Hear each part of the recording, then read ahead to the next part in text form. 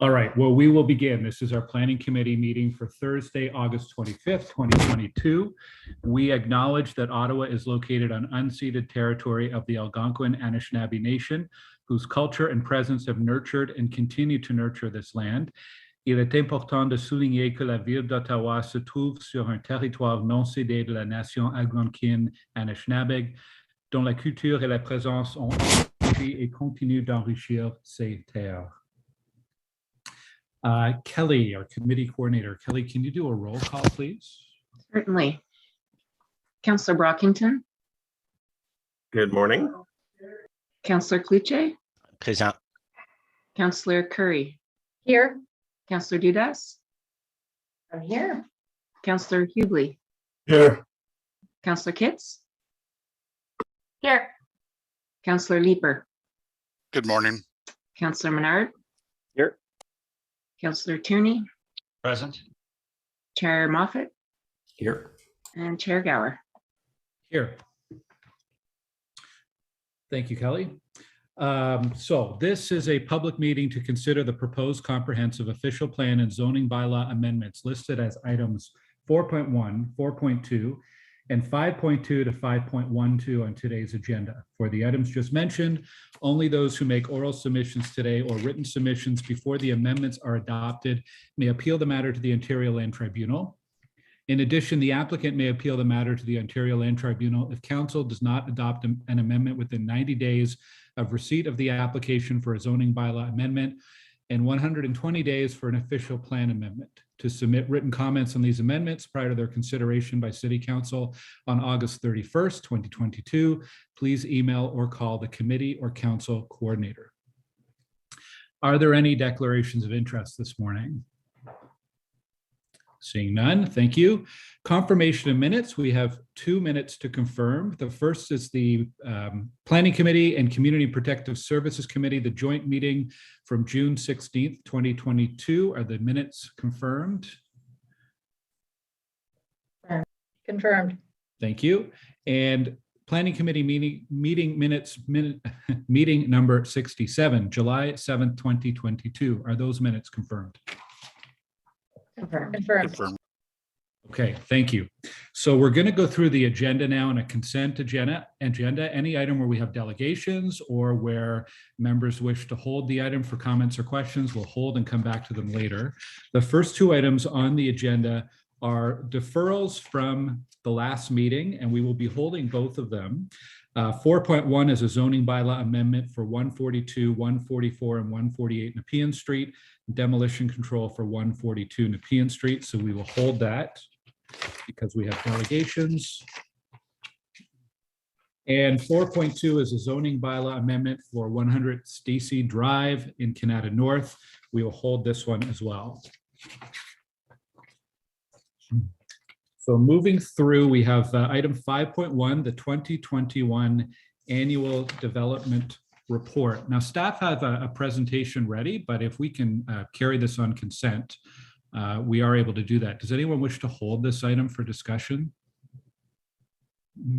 Chair, I just have a question about how we're doing on intensification, meeting our goals of the OP. That's the only thing I'd like to hear from staff on, where we are with in comparison to our OP goals in the last year.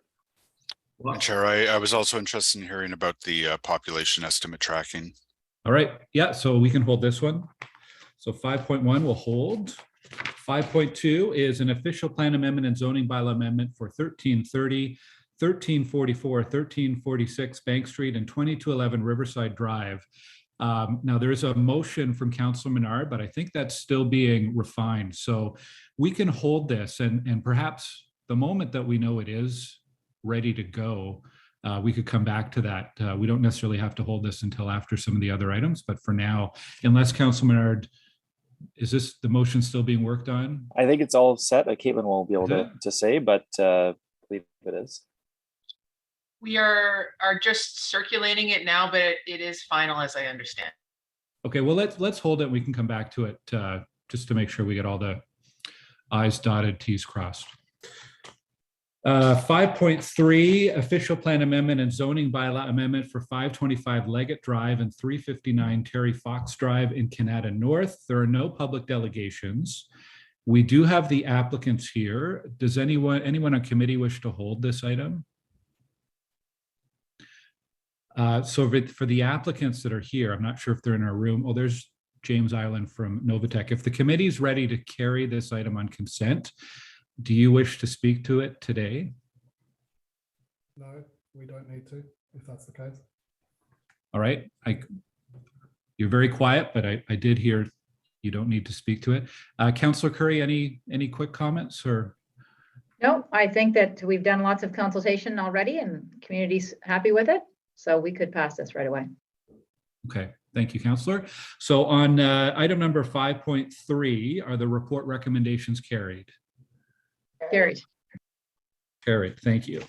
Okay, 5.4, also in Kanata North, an official plan and zoning bylaw amendments for 570 and 600 March Road. There are no public delegations. There is a technical motion. Why don't we introduce that technical motion first off?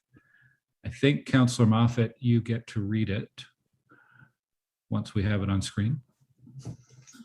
Yes, whereas the French translation of recommendation 2 for report ACS 2022 PIE EDP 0022, there's lots of zeros and twos, did not match the English recommendation. And whereas it is the intent of the report for the English staff recommendations be presented to committee, therefore be it resolved that with respect to this report, Plan Committee amend the French recommendation 2 to be the following. 2. Que le comité de l'urbanisme recommande au Conseil d'approuver la modification du règlement de zonage visant les... I'm not going to do this whole thing. It's on your screen in French. I always jumble the numbers is my problem. It's the numbers. I don't speak French enough. I really should fix that. Therefore, be it further resolved that no further notice be, or sorry, that there be no further notice pursuant to section 3417 of the Planning Act.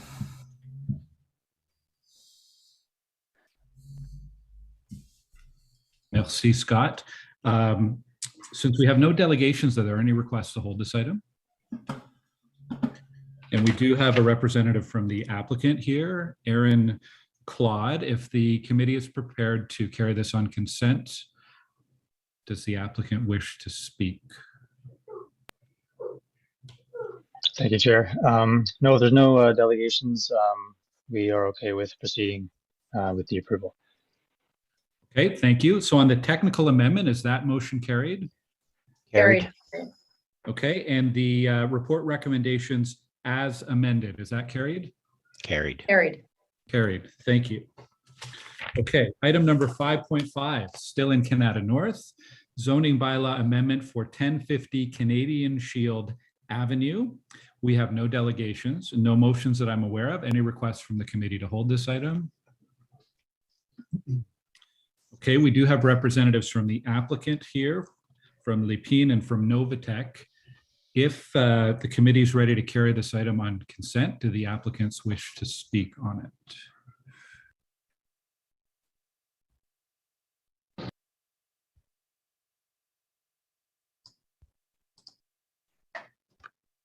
Good morning, Mr. Chair. I'm Kayla Blakely with Novatech, and no, we do not wish to speak on this item, given there's no delegations, and we're supportive of staff's recommendation that's before you. Okay, thank you, Kayla, and merci, Pascal. So on the report recommendations for 1050 Canadian Shield Avenue, are they carried? Carried. Carried. Carried, thank you. And 5.6 is a zoning bylaw amendment just a little bit north in West Carleton March, 1053, 1075, and 1145 March Road. There are no public delegations registered. Are there any requests to hold this item from the committee? Seeing none, we have applicants, representatives of the applicant here. If the committee is prepared to carry this item, do you wish to speak on it?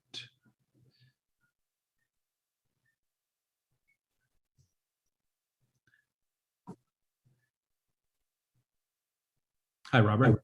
Good morning, Mr. Chair. If we're prepared to carry this on consent, do you need to speak on the item? No, we do not. Okay, thank you. So on the recommendations for item 5.6, are they carried? Carried. Carried. Thank you. Okay, item 5.7 is a application for demolition and new construction at 229, 231, 241, 245, and 247 Beechwood Avenue, properties designated under Part 5 of the Ontario Heritage Act in Rideau Rockcliffe. We do have a speaker registered for this, so we'll hold this item. And that takes us to item 5.8, also in Rideau Rockcliffe, a zoning bylaw amendment for 212 and 214 Donald Street.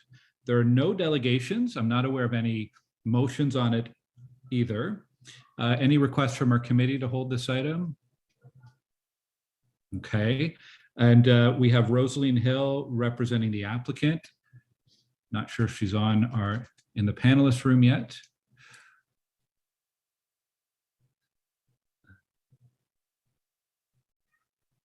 Hi, Rosaline. If the committee is prepared to carry this on consent, do you wish to speak? No, thank you. Okay, thank you. So on the report recommendations for item 5.8, are they carried? Carried. Carried. Thank you. Thanks. Item number 5.9 is a zoning bylaw amendment for 280 Laurier Avenue East in Rideau Vanier. There are no delegations. There is a motion. Councillor Fleury's motion. Do you have a mover on this from the committee, Councillor Fleury? Leave co-chair Moffat.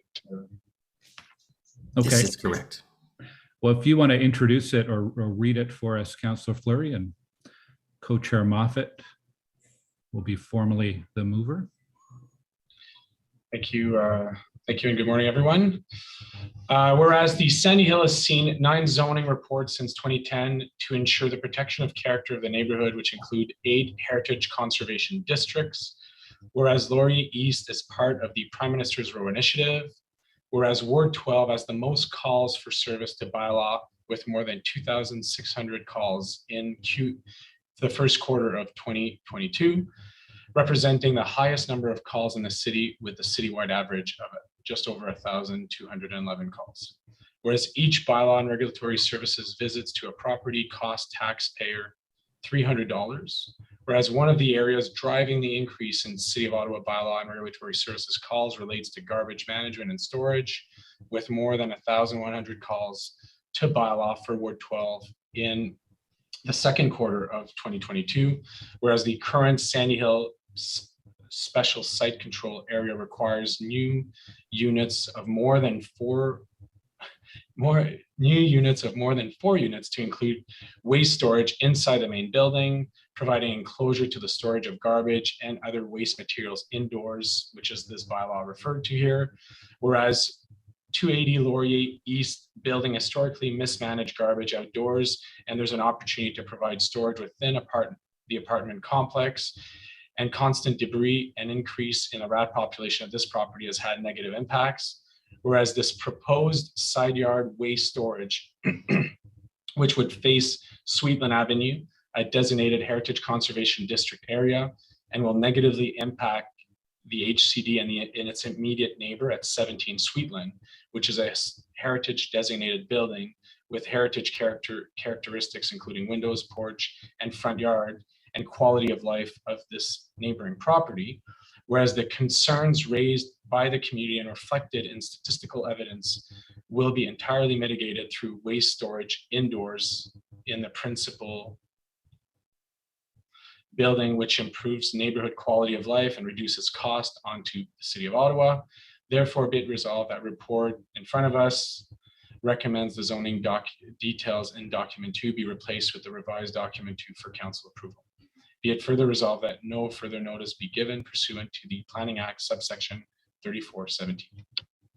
Okay, thanks, Councillor. And I think that's been circulated to the committee, but if not, we'll get that circulated. We'll hold this item. It's a bit more of a complex motion. It's not a technical motion. So we'll hold item 5.9.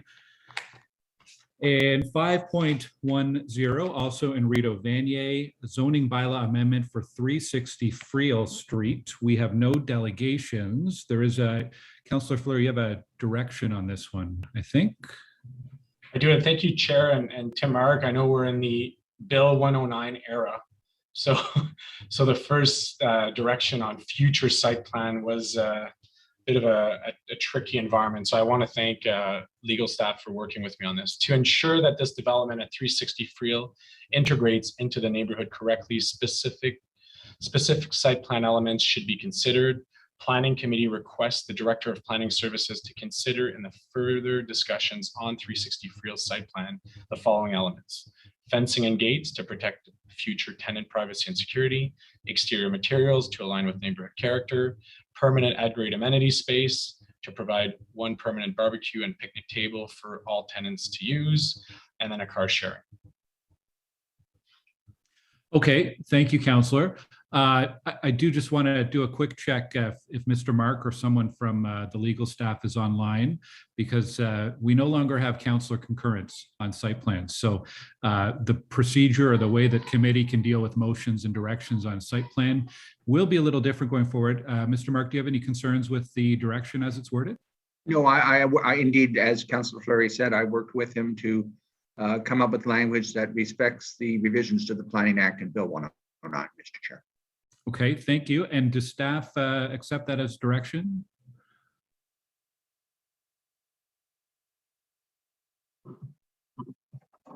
Morning, Mr. Chair. Yes, we accept that as direction, and we'll work on considering those items during site plan.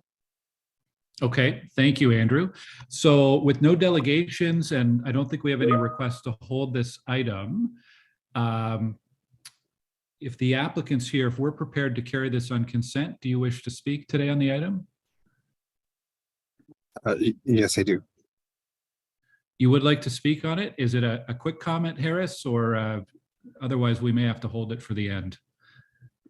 No, I can. I don't wish to speak on this thing. Oh, okay. Okay, thank you. All right then, so we have the direction, and then so item 5.10, are the report recommendations carried? Carried. Carried. Okay, thanks everyone. 5.11 is in College Ward. It's a zoning bylaw amendment for 3 Basano Street. There are no delegations registered, and I'm not aware of any motions. Do any committee members wish to hold this? Councillor Shirelli, you wish to hold this item? No, I just want to make a comment, so I can do it quickly, or? A quick comment now is fine, yes. Okay, we held an extensive public consultation where we had over 100 people make comments, and the majority of people see this as one of the few types of intensification that the community welcomes, and hopes that the committee will recognize that they're willing to accept some types of intensification, and this is one of the types. Okay, thank you. The applicants are here. I see Peter Hume and Lisa De La Rosa. If the committee's prepared to carry this on consent, do you wish to speak at all? No, Mr. Chairman, if you're prepared to carry this on consent, we'll take yes for an answer. Okay, thank you. So on the report recommendations for 5.11, are they carried? Carried. Carried, thank you. Thank you, Mr. Chairman. All right, we're making it through here. Item number 5.12 is a zoning bylaw amendment for 1058, 1062, and 1066 in River Ward. There are no delegations registered. Are there any requests from the committee to hold this item? Not at this time. Okay, we do have representatives from the applicant here. There's Ryan Polton from Novatech. Ryan, if the committee is prepared to carry this on consent, do you wish to speak to the item? No, I do not wish to speak. Okay, thank you. So are the report recommendations for item 5.12 carried? Carried. Carried, thank you. Okay, 5.13, community benefits charge strategy and bylaw. We do have delegations registered, so we'll hold this one. I know Councillor Fleury has motions, so we'll come back to that when we get to the item. And item 5.14 is a development charge complaint for 1354 and 1376 Carleton Avenue in River Ward. Chair Moffat has a motion to defer.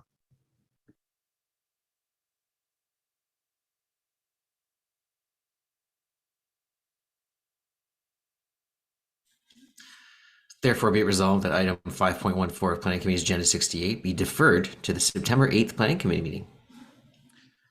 Thank you. On the deferral motion, is it carried? Carried. Carried. And item 6.1, status update planning committee inquiries and motions for the period ending August 19th. Is that update received? Received. Received. Thank you. Okay, I just want to go back to 5.2. We were waiting on a final check of the motion. Kelly, do you know if that's ready to go? That's the Bank Street, the MOU motion.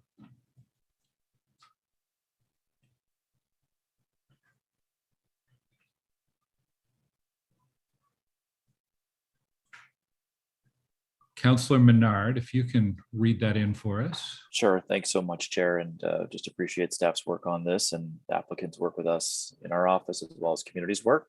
I'll read it in.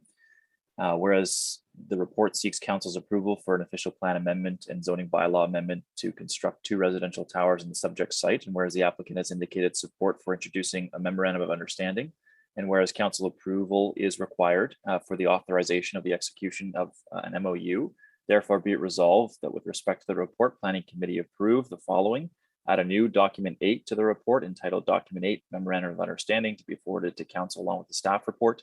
Recommend that council approve the authorization of the execution of the MOU between the city and the applicant. 3, that no payments be made by the city of any monies received pursuant to the Memorandum of Understanding unless such payments are ratified in a subsequent term of council. 4, that the implementing amendments to the new OP shall not proceed to council until such a time as the MOU is executed. Therefore, be it resolved that there be no further notice pursuant to section 3417 of the Planning Act.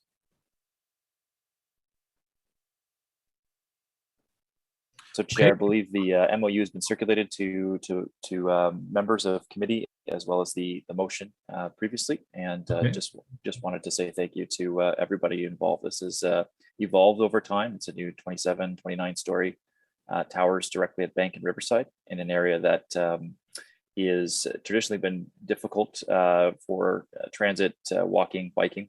An unsafe area, lots of accidents in here, and I'm pleased to say staff are also redoing Bank Street here from Billingsbridge all the way south to Walkley and Ledbury. So there's going to be a lot of new homes in this area and new streetscape, which will contribute to the urban fabric in an area that badly needs it. So really pleased with staff and the applicant, as well as our communities who worked on this together to come to this MOU agreement. Okay, thanks, Councillor.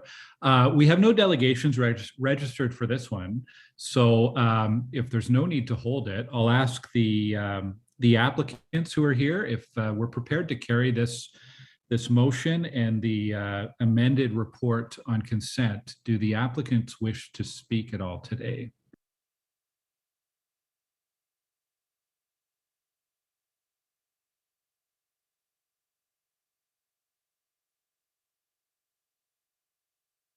Just waiting for them to join the panelists. Mike Mihak here. Hi, Mike. Hi, sorry, I had trouble finding the mute button. Yeah, if the committee's prepared to carry this on consent, does your team need to speak on it today? No, we're very pleased, and it's been a great process and looking forward to getting going on this project. Thank you very much. Okay, thank you. So on Councillor Menard's motion on the MOU, is that carried? Carried. Carried. Carried. And on the report recommendations as amended for item number 5.2, are they carried? Carried. Carried. Carried. Okay, thank you. So that concludes going through the consent agenda. So we'll now go back to any items that we've held. Now for just procedurally, note that Councillor Eli El-Shantiri is participating in our meeting. His name was not read in the roll call, but he has been part of this meeting since the start. Both items 4.1 and 4.2 have a number of delegations registered. Item 4.1 has 1, 2, 3, 4, 5, 6, 7, 8, 9 delegations, and item 4.2 has 7 delegations. So for any delegations, we appreciate your patience. We'll have 5 minutes for each delegation to present, followed by any questions. The first item is 4.1. in Somerset Ward, the zoning bylaw amendment for 142, 144, and 148 Nepean Street, demolition control for 142 Nepean Street. We do not have a staff presentation since it was done as part of the last meeting, but we will start with a short presentation from the applicants. We have Derek Howe, Miguel Tremblay, and Tim Bede representing the applicants. So when they're on the screen, we will go to a presentation from them to start off, and then we'll go to our delegations.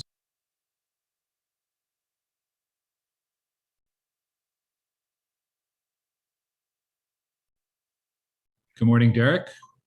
Good morning. Can everybody hear me okay? Yes, we can. Good. Thank you very much. Good morning. My name is Derek Howe, and I'm speaking on behalf of the proponent, collectively Glenview Integrate Realty Management, for the application for zoning bylaw amendment and demolition control for 142, 144, 148 Nepean Street. My colleagues Miguel Tremblay and Tim Bede from Foten Consultants are here as well and will assist me with any specific planning or policy question. Thank you, Chairs Gower and Moffat. I sincerely appreciate the opportunity to speak to Planning Committee about this project and the benefits it will bring to the residents of Ottawa. We thank the members of Planning Committee for their approval of the proposed 300-unit residential development at 108 Nepean Street on July 7th. City Council approval of this building will help alleviate the housing supply crisis in Ottawa as declared by City Council on January 29, 2020. This approval will be a significant step in encouraging the revitalization of Centertown and the Central Business District. This building will be one of the largest apartment buildings in Centertown and will greatly improve the supply of housing.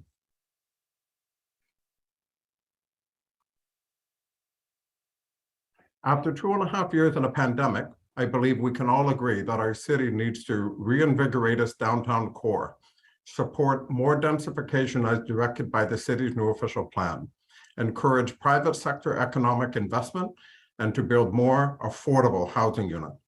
This project achieves all of those objectives and then some.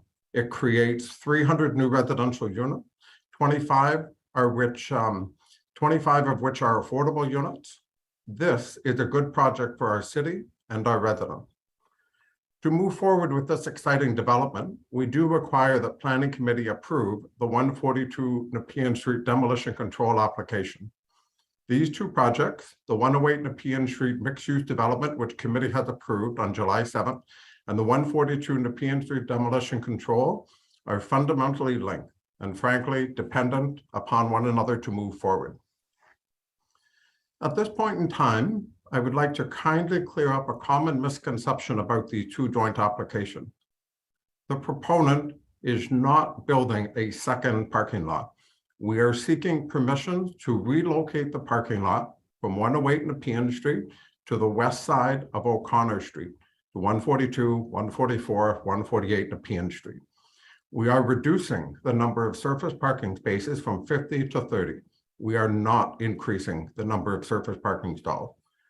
This approval, if granted, will then facilitate the commencement of construction of the new 300-unit building, including 25 affordable units of 108 Nepean Street. I want to take a few moments to clarify some of the specific items related to the site at 142 Nepean Street. This building is near the end of its life. We are not proposing to demolish a building in strong working condition. It is quite the opposite. This is a 70-year-old building that is in need of major and significant repairs. In the words of the current owner of 142 Nepean Street, we had always anticipated that our Nepean property would be redeveloped one day, as we are not in a position to do so ourselves. Given its current condition and age, it is an opportune moment for the building and adjacent properties to undergo redevelopment and intensification. Both organizations care about the existing tenants at 142 Nepean Street, and we are taking extraordinary steps to go above and beyond the standard duty of care in situations like this one. We have worked diligently to ensure the tenants of this building find comparable, if not better accommodation, both in location and long-term affordability. To show this, and put our words into action, we have offered the tenants the following: a comparable, if not better unit, less than 100 meters away from their current location with the same number of bedrooms. For the next 5 years, the tenants will pay the same monthly rent that they currently pay at 142 Nepean Street. A parking spot at the new building, should the tenant have one now in their current arrangement. The proponent has agreed to cover all reasonable moving expenses from their current unit to one of the comparable units.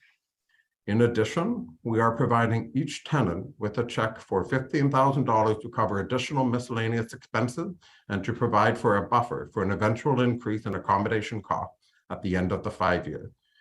And lastly, once the new tower is built at 108 Nepean Street, we are offering the tenants a first right of refusal in one of the new affordable units. As we hope you can see here today, we are committed to treating these individuals with the respect they deserve. These tenants are important members of our community, and we quite simply agree. Their right to housing needs to be protected, and we are putting our money where our mouth is to ensure this happens. We are going above and beyond anything we've done before, or for that matter, anything we've ever heard of in the city of Ottawa. At the present time, I wish to confirm that 2 of the 4 tenants have accepted the initial terms of the MOU, and we have communicated that the improved MOU terms will be honored by the proponent. For the remaining 2 tenants, repeated attempts have been made to engage these tenants with constructive and meaningful discussion. We care about these tenants and their future. We will honor the terms of the current MOU with these 2 individuals going forward. We have acted in good faith with the tenant and asked the planning committee in its wisdom approve the applications in front of you so that we may move forward with the 300 unit development, inclusive of 25 affordable units at 108 Nepean Street. We would be happy to further expand on our work to explore alternative options as directed by members of planning committee, if so called upon. Thank you very much for your time. Okay, thank you, Derek. We will come back to the applicant team for questions following our delegations. We have a number of delegations registered, but at this time it appears that only one person is online. We have Bill Ewenick here, so we will start with Bill, and then we'll check back to see if anyone else has been able to join on this one. So, Mr. Ewenick, if you are with us. Hello, can you hear me? Yes, we can. So you're our first presenter. You'll have 5 minutes, followed by questions from our committee. Welcome. All right, thank you. Hello, my name is Billy Wanick, and I'm a member of ACORN. I'm speaking here in defense of 142 Nepean and asking that it not be demolished and rezoned. The developer wants to demolish the 6-unit apartment building, which would displace the families living there and destroy affordable housing in favor of a parking lot. The City of Ottawa declared a housing and climate emergency. Approving this proposal would contradict the city's commitment to end these crises. That's why myself and others in the ACORN Tenant Union are calling on you to vote against the proposal today. Like the developer says, the apartment building has been approved by the city. They are holding that building hostage to be able to demolish a building of affordable housing. It is, frankly, quite grotesque and unethical to be kicking families out of a perfectly fine building to build more housing for vehicles, especially downtown near light rail stations and tons of other parking. The car focus in Ottawa is contributing to bad urban planning, more pollution, and worse living experience for those of us downtown. Furthermore, kicking families out of affordable housing is unconscionable. Our city and its staff should not be part of the drive to push marginalized people into precarious housing and homelessness. If this terrible proposal does go through, the landlord should be mandated to offer units with the same number of bedrooms at the current rents with a guarantee of rent control permanently going forward. Offering new units where the rent will double or triple in a few years' time is extractivist politics at its finest and pretty frankly messed up. The board should reject this proposal and legally compel developers to take a teeny portion of the profits to build more actual affordable housing. I recommend housing geared to income at no more than 20% of a family's income because I imagine Ottawa as a friendly, welcoming metropolis instead of the concrete city that it seems to become. Also, having listened to several developers talk in previous meetings about how hard it is to make a profit, perhaps the city should investigate nationalizing one of them or creating their own construction company that works without profit so we can leave the poor developers to focus on more profitable ventures. In final, reject the proposal, save 142 Nepean. Thank you for your time. Okay, thank you, Bill. Any questions from the committee? Well, I want to ask Bill that it does seem like a generous offer to the existing tenants that goes above and beyond the legislated requirements for relocation in the event of a demolition. Do you disagree or agree, or can you comment on your perspective on that? I'm not sure on what the provincial legislations are. I'm sure the developer is being very generous, but as has been stated by other delegates in the past, it's not always what they say they're going to do, doesn't always happen. And I think demolishing a building to build a parking lot is just a bad look for the city. Okay, thank you. Any other questions from committee? Okay, thank you, Bill. I believe we have Natalie Appleyard is one of our speakers. Natalie's joined us. Natalie, are you with us? There you are. Okay, you can go ahead when you're ready. Welcome. Good morning. Thank you to all the members who are present, and thank you for the opportunity to be here. My name is Natalie Appleyard. I work as a socioeconomic policy analyst with Citizens for Public Justice. But I'm also here as a member of ACORN and here to support their recommendations regarding this proposal. So as I know has been discussed previously with this council and on a number of issues, we know that Ottawa is in a housing crisis. We've recognized that there's a housing emergency, and we've also recognized that the current zoning rules and restrictions, the current bylaws, the current laws are not living up to our requirements to fulfill the right to housing. This is not something that only happens at the federal level, whereas the federal government has recognized housing as a human right, and as such, different levels of government are duty bearers to make sure that people can enjoy their right to housing, and that is not to say that the city needs to just provide free housing, but the city does have to create the conditions in which people can access affordable, accessible, adequate housing that's consistent with what the UN has laid out as the conditions to create adequate housing. And so to me, the proposal of tearing down one of the few affordable housing spaces in Ottawa, when we know that there's more than 10,000 people in the city of Ottawa waiting for affordable housing, when we know that the existing housing is in need of repair, and there's such a great need to remove some of that affordable housing in favor of parking spaces is totally in opposition to the direction that we need to move in to acknowledge the right to housing. And with regards to the question that was just posed to the last speaker, in terms of what the developer is proposing being generous compared to what is legally required, well, that's just because our legal requirements don't go far enough in honoring the right to housing. And so even though they're offering that tenants would be able to have the rate of first return, and that they're offering that the rent might stay where it is for 5 years. Well, what happens after that? Then they have no legal claim after that. And we know that with the way that rents have increased over time, that 5 years is nowhere near enough time for people to find alternative affordable housing if their rent suddenly skyrockets. So there's no guarantee that come 5 years that tenants are suddenly going to be able to afford these new higher rents. And also there's questions about this definition of affordability and who gets to determine what affordability is. If it's a developer, that's usually a certain percentage below market rent, which is not actually affordable for many people, as opposed to rent geared to income. So overall, I just feel that this is totally opposed to the direction that we need to be moving in as a city and with regards to the right to housing. And to go ahead with this proposal would be totally flagrant in the face of the need for affordable housing that this that the city itself has recognized is at a crisis stage right now. So thank you for your time. Okay, thank you very much, Natalie, and thank you for anticipating my question. I would have asked you the same thing. I'm just going to hand things over to Chair Moffat for a moment while I resolve a power issue. Over to you, Scott. Thank you. A question for you, Ms. Appleyard, from Councillor Eglai.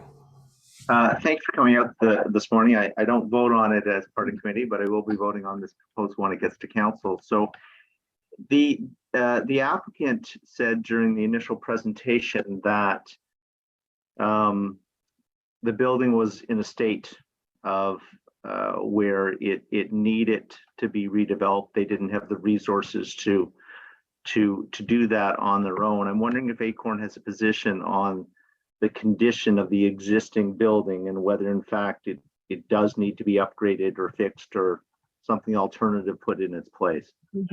Well, what Acorn has heard is that tenants have reported that they haven't received any evidence from the developer that the structural integrity of the building is at risk.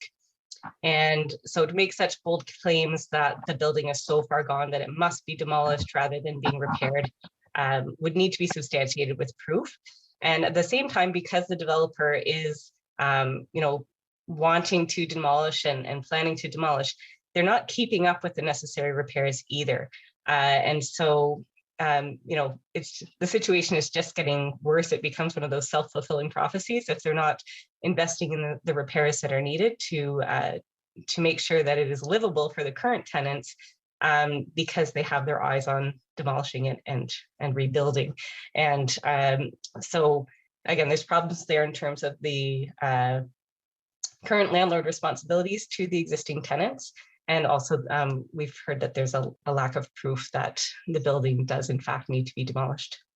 And just a quick follow-up, the alternative accommodations that are being offered for the 5-year period in buildings that are in close proximity, which I understand, again, from the presentation, some tenants have taken up that offer.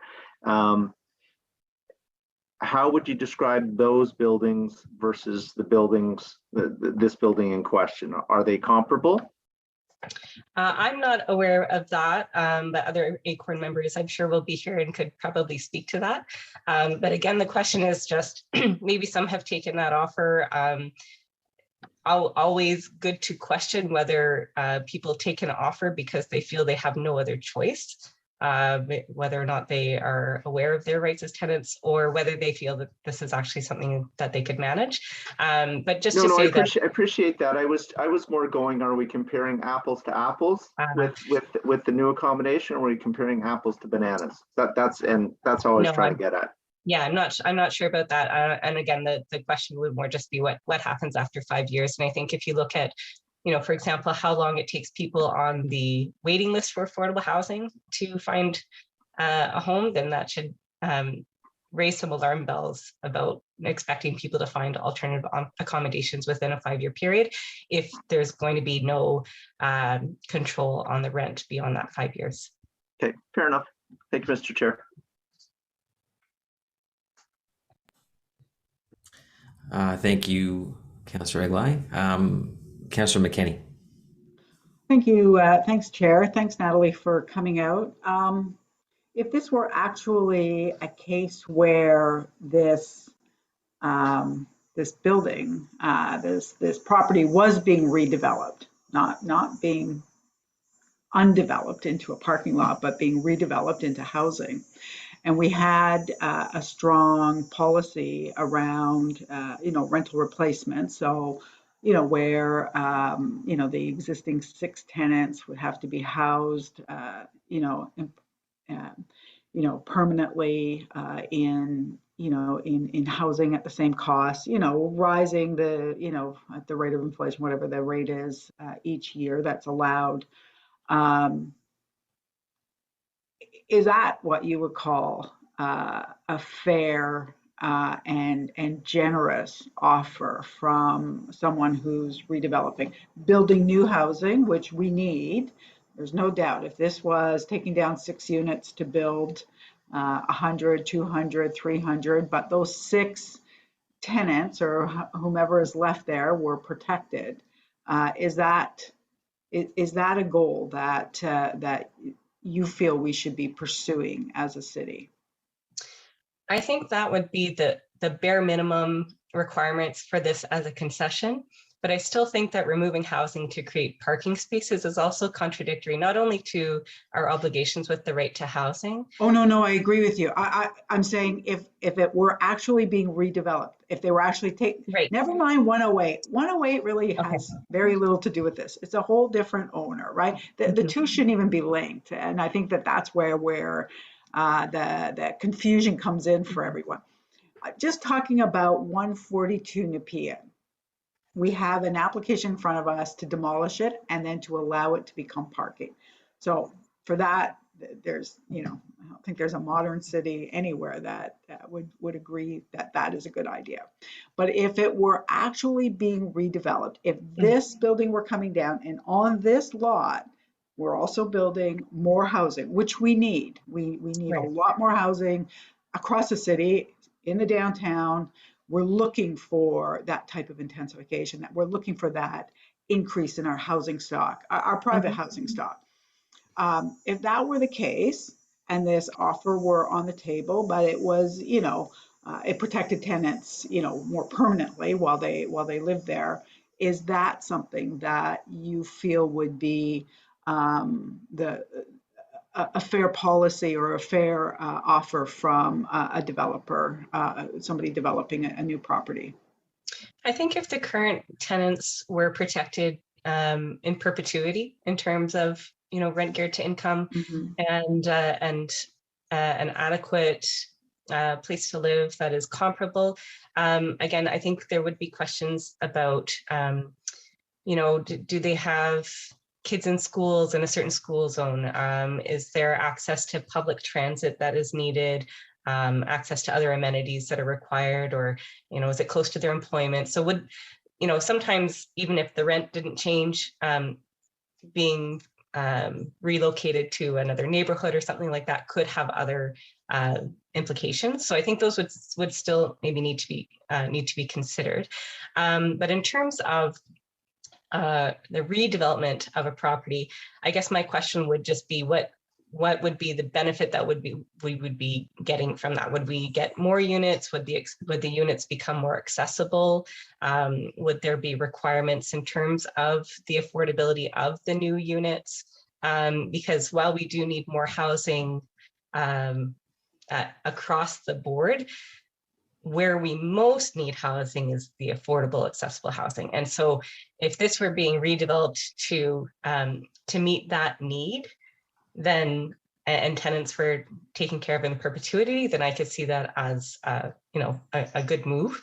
But if those conditions aren't met for tenants, and if the affordable housing is just being switched to more profit-driven housing, then I don't know that that's actually moving us forward in terms of what we need as a city and our housing emergency.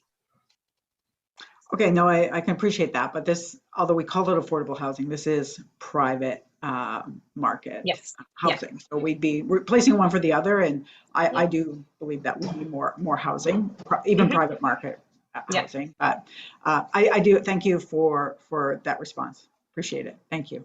Thank you, Councillor Kim. Thank you, Councillor. Just I know we in this conversation, back when we had it the first time, and then even now, there's a lot of hypotheticals, there's a lot of ifs and stuff. I'm probably gonna add a couple more here. So look at this and talk about the scenario of in 5 years from now. So in 5 years from now, the risk is that the current tenants who accept these agreements have their rent increased. But if this isn't approved, if this doesn't go forward, if 142 remains in place and 144 and 148 remain vacant, 108 doesn't get built and remains a parking lot, the owner could then redevelop 142, 144, and 148 in 5 years' time. And the tenants at that time could be pushed out.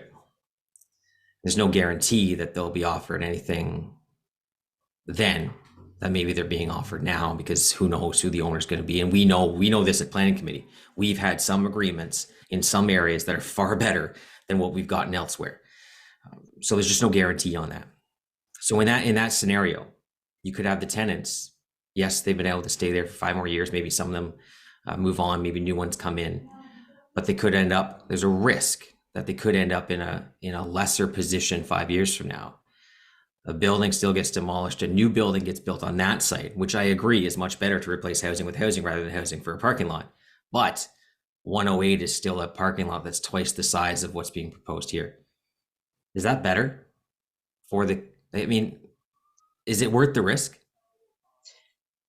Well, if I'm understanding correctly, Councillor Moffat, I think that just becomes a question of what happens to that proposal at that time. And there's real people involved here, though, right? There's real people involved. I mean, you and I, Absolutely. we're not directly impacted, right? There's real people involved. So yes, it could be 5 years from now, a different scenario, but the people that are actually living here, they're the ones that are going to be, that we're playing around with when it comes to, do we just deny this and then hope for a better scenario 5 years from now?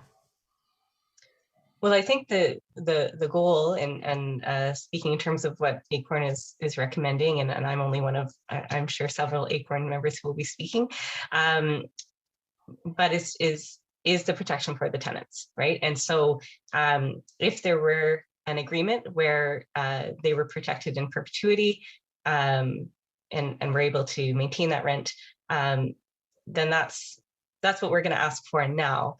If a proposal comes 5 years down the road, that's what we're going to ask for then too.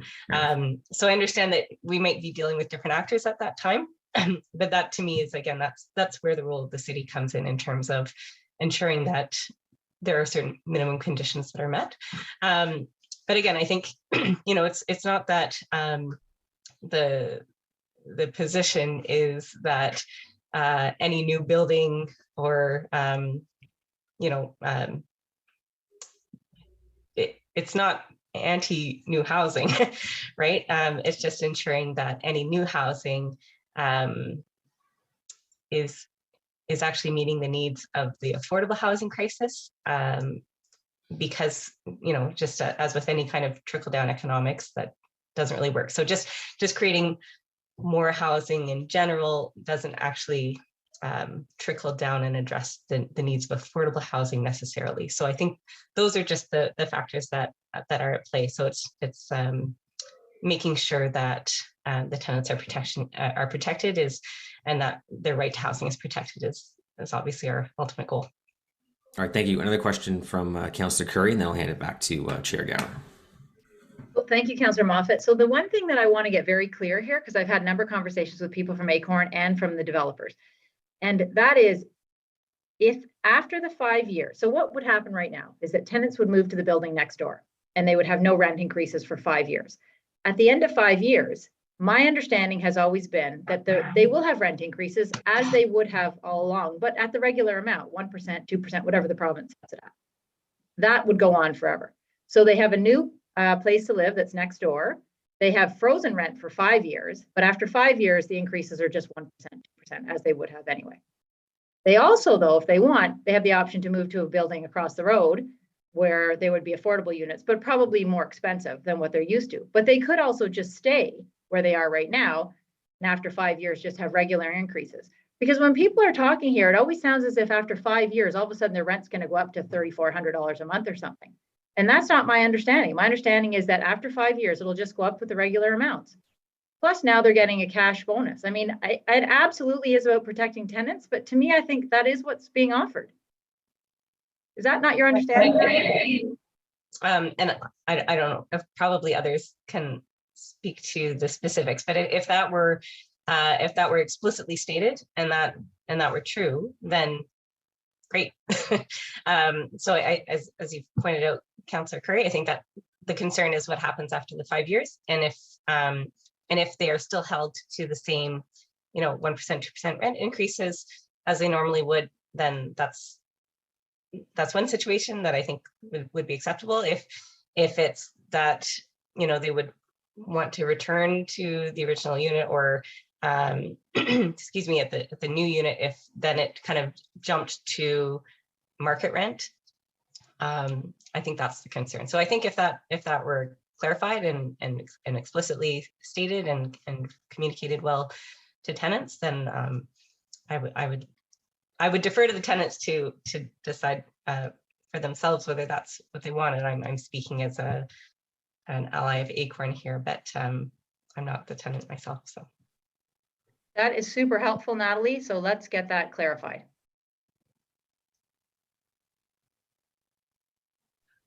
Okay, thank you, Councillor Curry. Any other questions? Thank you, Natalie, for your presentation and your answers today. Thank you.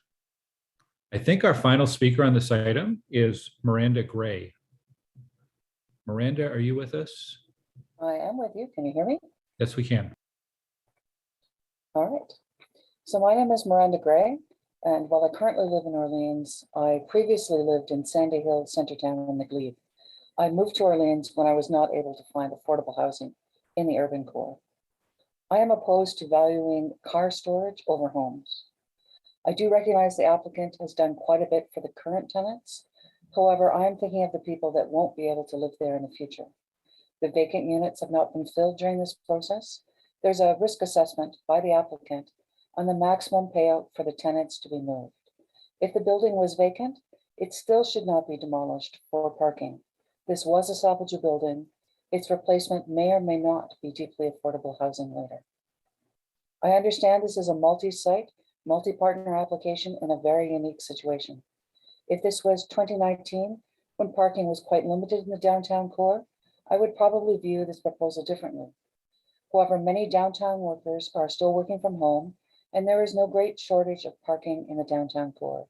There's still adequate parking in the immediate area. One of the applicant partners included parking for tenants in the office building in their rental agreements. It is not the duty of the city to assist the applicant in fulfilling their contract. That is their duty. If they wish to offer the office building tenants something other than parking close to the building, as it appears from comments in previous meetings that they're not willing to do, well, that is their choice. But for the short period of construction, the drivers can walk a little further.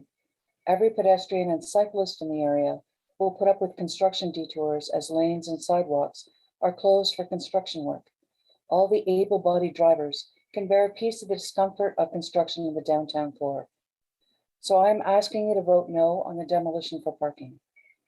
If you can't vote no, I'm asking you to strengthen the provision that the parking lot is end dated.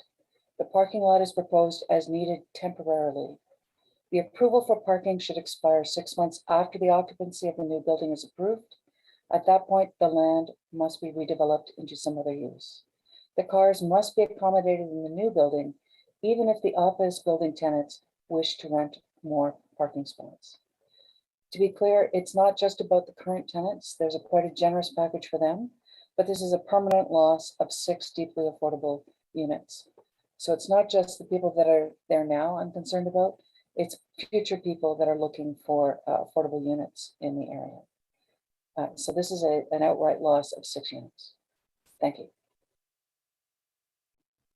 Okay, thank you, Miranda. Are there any questions from committee? I'm seeing none. Thank you for joining us. I'll just check one more time with Kelly. Have any of the other registered delegations logged into the meeting, Kelly? No, they have not. Okay, so that's the conclusion of our public delegations. We will bring the applicant team back into the panelist room and an opportunity for counselors to ask questions to the applicant. Anyone want to lead off? Any questions? Chair Moffat, once they're on the screen, you can go ahead.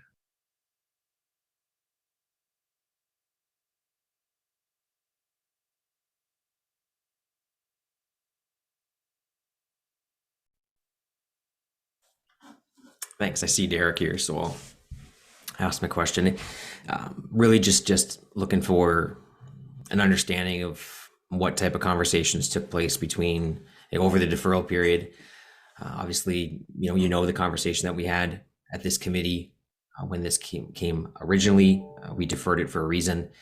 Just want to understand some councillors had pitched some different, concepts, ideas, asked if you would consider certain things.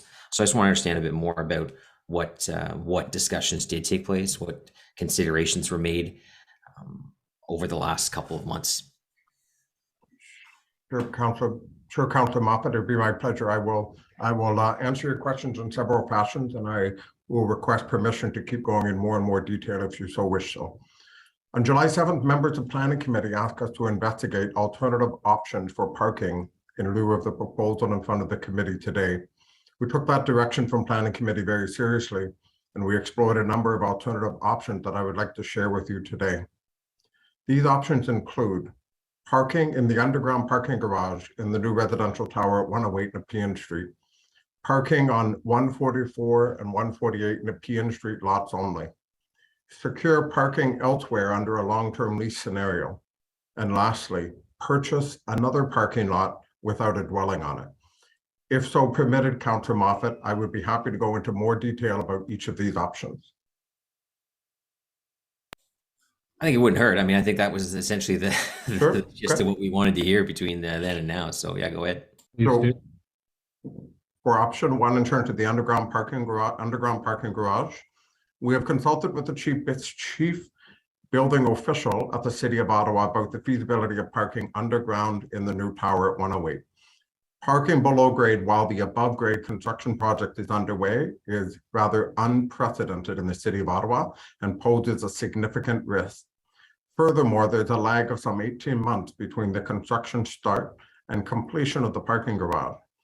Even if this option was feasible from a building code and occupancy perspective, which it is not, the commercial tenants of the office building cannot be without parking for 18 months, and it will constitute a breach of the terms of the lease between the tenant and the office building landlord.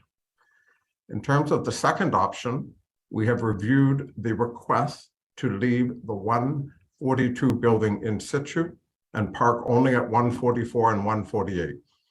The proposal in front of you consists of relocating 50 spaces from 108 Nepean Street to 142, 144, 148, and the new proposed site will accommodate approximately 30 vehicles, a reduction of some 20 spaces. If the existing building at 142 Nepean is to remain in situ, a maximum of 15 vehicles only can be accommodated. This reduction is too significant for the current office building landlord to meet his contractual obligation to the tenant with the loss of almost 35 parking spaces for a fully leased office building. The third option, we were asked, why don't you park somewhere else? The current tenants of the office building at 190 O'Connor have a contractual right to park at 108 Nepean Street under the terms of their lease, and more specifically in close proximity to their place of work. We have examined the feasibility of parking in other lots in the surrounding area and have determined that forcing tenants to park at these locations will constitute a breach of their right to enjoy parking across the street at 108 Nepean under the terms of their lease. Secondly, most commercial parking lots do not offer the ability to secure extended terms that run with the term of the commercial leases. Many of these parking lots have termination clauses for the possibility of redevelopment and or business reasons. And thirdly, the parking commitments at 108 provide for reserved, exclusive, and dedicated spaces for the office building tenant. Third-party parking lots rarely provide that exclusivity to its clientele. Lastly, we were asked to look at purchase another parking lot without a dwelling on it. The Centertown District is a desirable place to both live and work, and the area has seen a number of projects completed over the last 5 years. Based on a recent review, there are a number of development-related applications that have been submitted to the City of Ottawa and to the members of this planning committee for sites that are within close proximity to this development. My apologies. All of these lots are contemplating being redeveloped in the future in some form or fashion. The new official plan contemplates the prohibition of surface parking lots as a permitted use.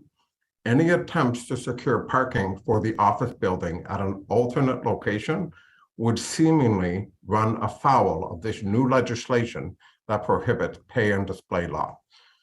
The proposed solution at the Nepean Street lots contemplate the parking being considered as accessory lot to an office building in closer conformity to the policies of the Centertown secondary plan and the intent of the current City of Ottawa zoning bylaw. And lastly, to our knowledge, there are not any available lots for sale of a similar size in close proximity to the office building with similar economic term as the proposed lots at 142, 144, and 148 Nepean. So Councillor Moffat, we did spend some time since the deferral was put forward, and we have examined these 4 options, and that is why we're here to discuss the proposal today. Thank you. Thank you. Be happy to answer any more questions. You good, Chair Moffat? That's the end of your questions. Okay, Councillor Curry has a question. So I want to just get clarification on exactly what I asked when I asked the question. After 5 years, tenants move to another building next door. After 5 years, rent stays frozen. After 5 years, would the rent just increase as it will for everyone else, 1%, 2%, whatever the province sets it at, or would there be this significant rent increase? So thank you very much for the question, Councillor Curry. So the current MOU contemplates that has been put forward in front of the tenants today that one of 2 options will happen. At the end of the 5 years, or when the new tower is ready for occupancy, they may move to the new tower under their first right of refusal on an affordable unit. Or they may elect to stay within the existing building that they have relocated to. The intent of the MOU is that at the end of the 5 years, they would then pay the market rent within the building they currently reside in, if they so wish to do so. So what we're doing today is we're fixing the rent for 5 years' time, and there will be no increases. So the rent that they currently pay at 142 Nepean Street, we are providing their right to housing as a result of these applications. Secondly, with respect to the increase at the end of the 5 years, we've stated in our opening remarks that we are providing a check of $15,000, which may be used as a buffer for increased accommodation costs at the end of the 5 years. So what we're happy to say is that we're taking these tenants very seriously. They are important to us, and we're trying to make sure the right to housing is preserved today. I hope that answers your question, Councillor. It does, because it isn't the regular 1%, 2% increase is what I'm hearing. You're saying it would go up to the market rent, but do we know what the market rent would be in 5 years? What would that increase look like? I don't know what the market rent would be in 5 years, but we're fixing their rent for the first 5 years as it goes forward to the rent they're currently paying. I know. It's interesting though, Natalie said if it were just simply that they would, after 5 years, go up 1%, 2%, the tenants would be happier with that. I'm wondering if that should have been considered instead of $15,000. Well, we wanted, I guess the answer to that is we wanted to give them some options at their disposal. So, so that's something we can definitely take under advisement. Yeah, I mean, I just think that would be a great solution, because then that really keeps them in sort of like the 5 years is a bonus, because they would have had their regular rent increases anyways. And then after 5 years, to just have the regular provincial increases would be what they would experience anywhere. Well, that's correct. I mean, any apartment building that they would move into is subject to the rent control. So they would be moving into any other location, they would be subject to the annual CPI increases. Here, we're maintaining the rent fixed for 5 years. No, I get that. Yeah. Okay, well, I would say that that should be discussed further, but I do appreciate that everything that we're talking about here now is about making sure the tenants are taken care of. Thank you. Thanks, Councillor. Councillor Menard.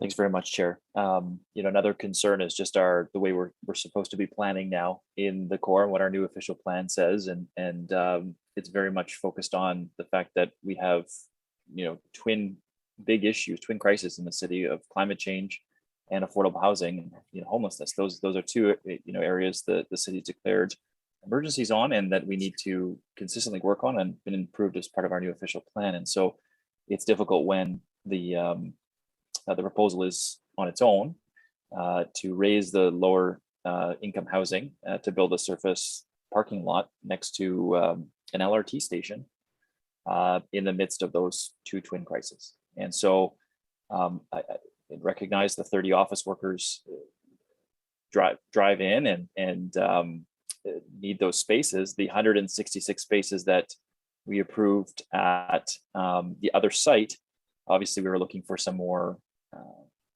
I guess, flexibility, right? And what I heard from city staff is that essentially the same proposals come back to us with a small change in the MOU.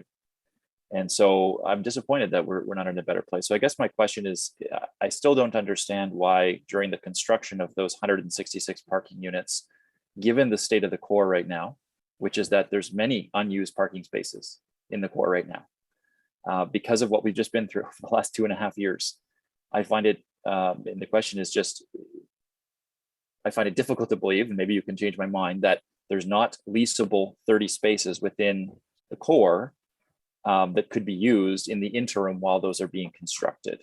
And so that specific option seems to me to be one that you should be pursuing in this case, because I can't get behind a proposal that's going to take down some housing for a parking lot. If you were building more housing here and there was anti-displacement policies in place, I could get behind that potentially. But that's not what is in front of us.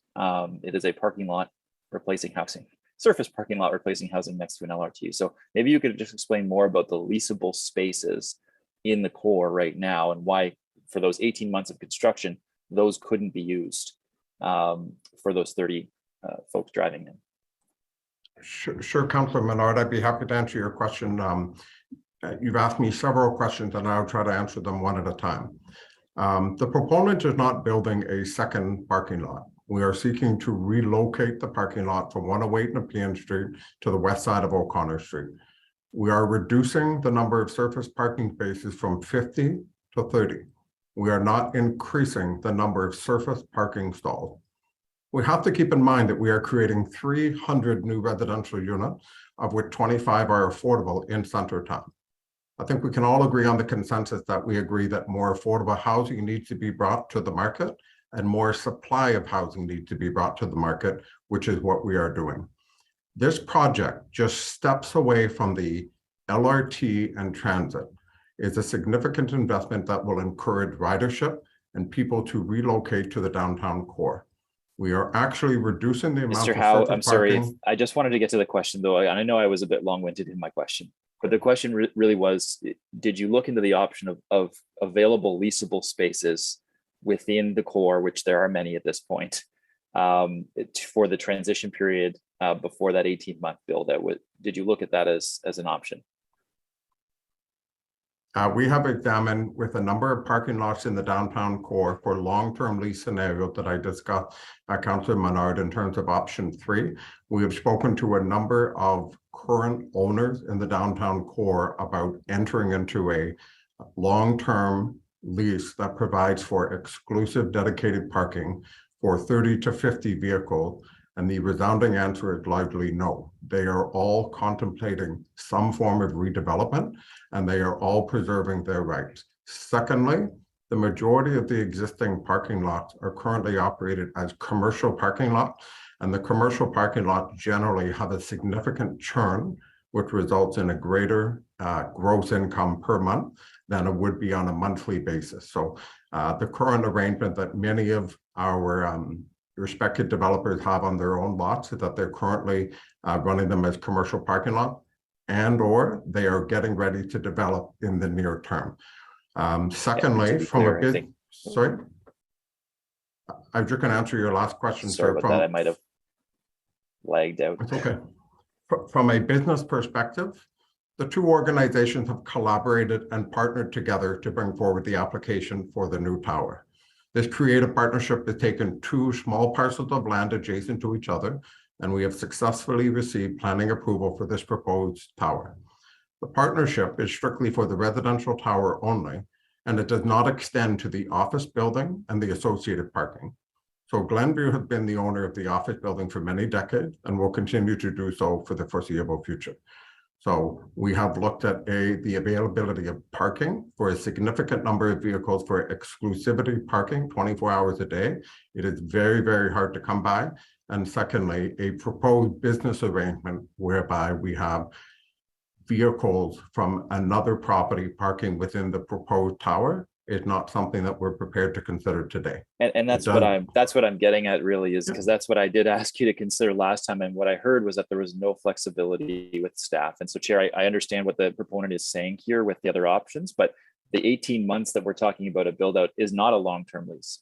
That's not what we're talking about. I'm talking about a short-term lease for 18 months with many available parking spots right now in the core. And I fail to believe that that is not an option right now for those 30 spaces. So I haven't been convinced otherwise, and I wish there was more flexibility in coming back with this application, that there was some changes that should have come back with this, but we didn't see that. And so I appreciate the answers, and sir, I'll move on. But we've both spoken a lot, but Chair, I'll let you. I would like to answer one thing though. The period of time is not 18 months. We have heard from the chief building official that it would be near impossible to park underground after 18 months. And that's not what I'm saying, right? I mean, this is what you keep saying, but what I'm saying is that there will be 30 leasable spots outside of that project in the core with a lot of empty spaces right now that could be utilized during the build out.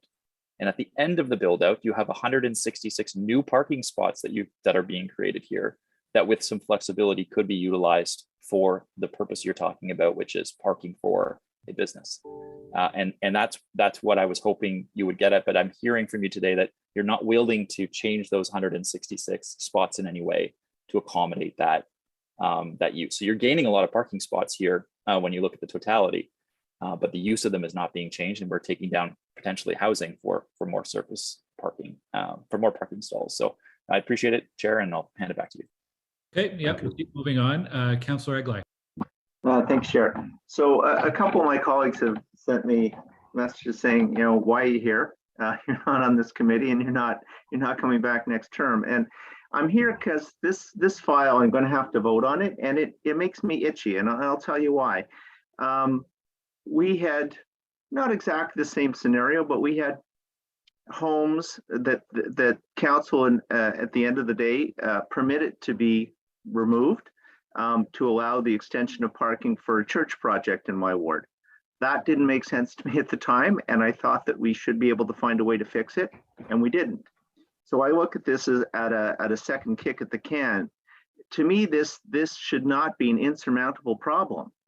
And I don't like the implicit threat that if we don't get this, then you're not going to get the units.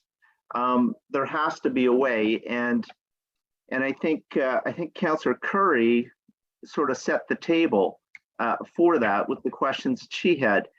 And so what I'd like to hear from you, Mr. Howe, is you were questioned by Councillor Curry about the $15,000, whether that made sense versus saying to people, you can stay in the unit that you've been in for the 5 years, and you will only be subject to the provincial increases, and there won't be like a bubble payment or a balloon payment rather to make up for the 5 years.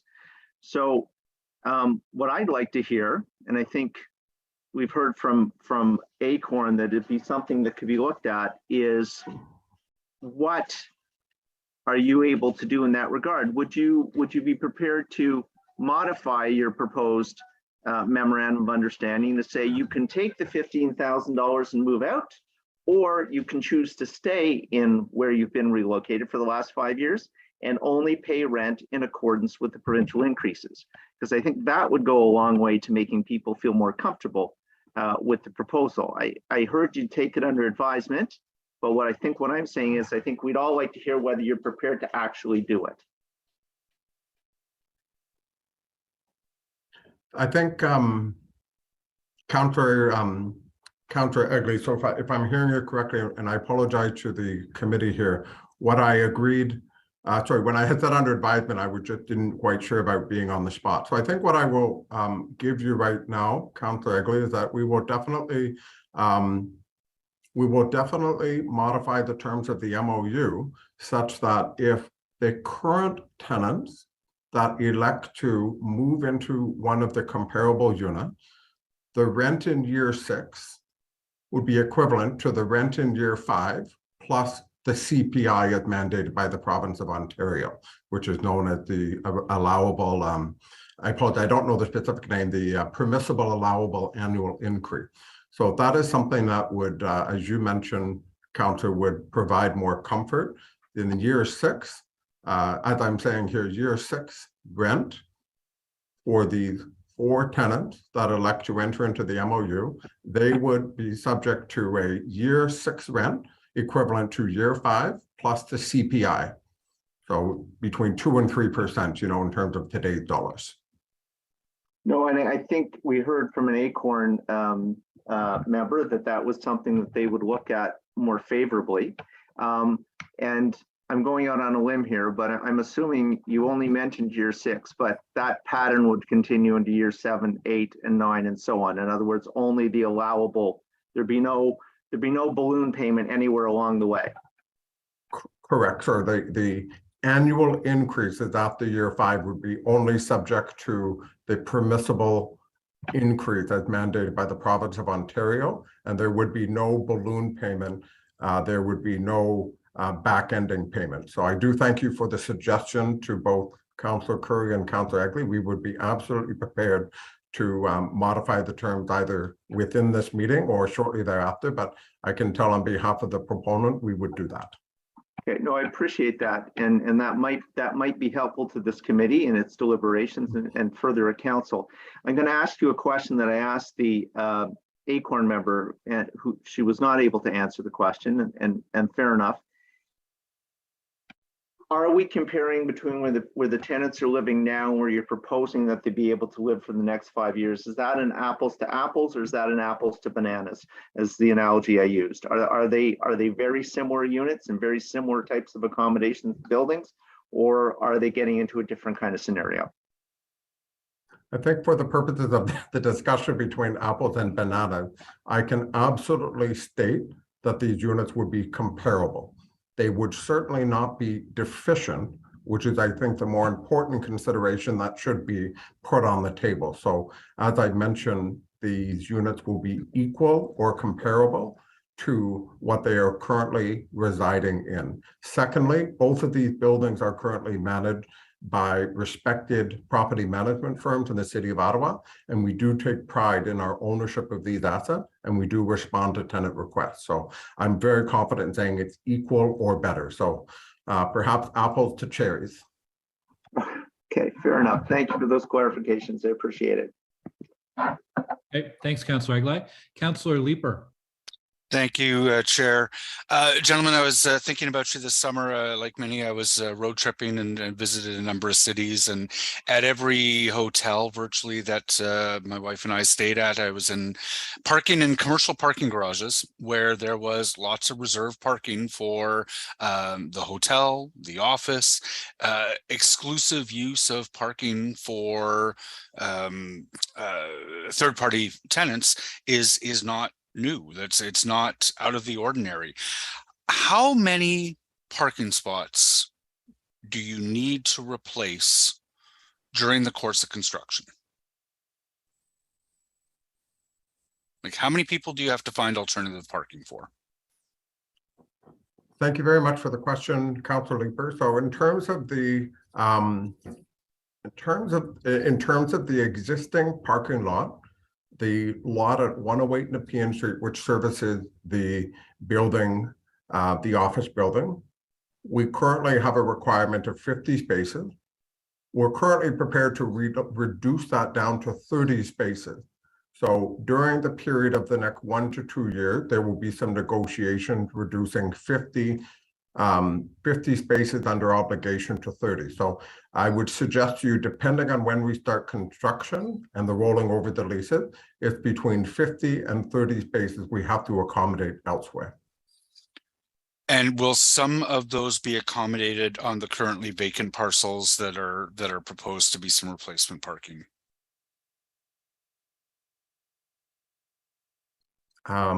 Could you just repeat the question again? I just want to make sure I heard it correctly. Yeah, my understanding is that you will be permitted to use the currently vacant, so unoccupied by a residential structure properties on Nepean, that some of those will be able to be used for parking.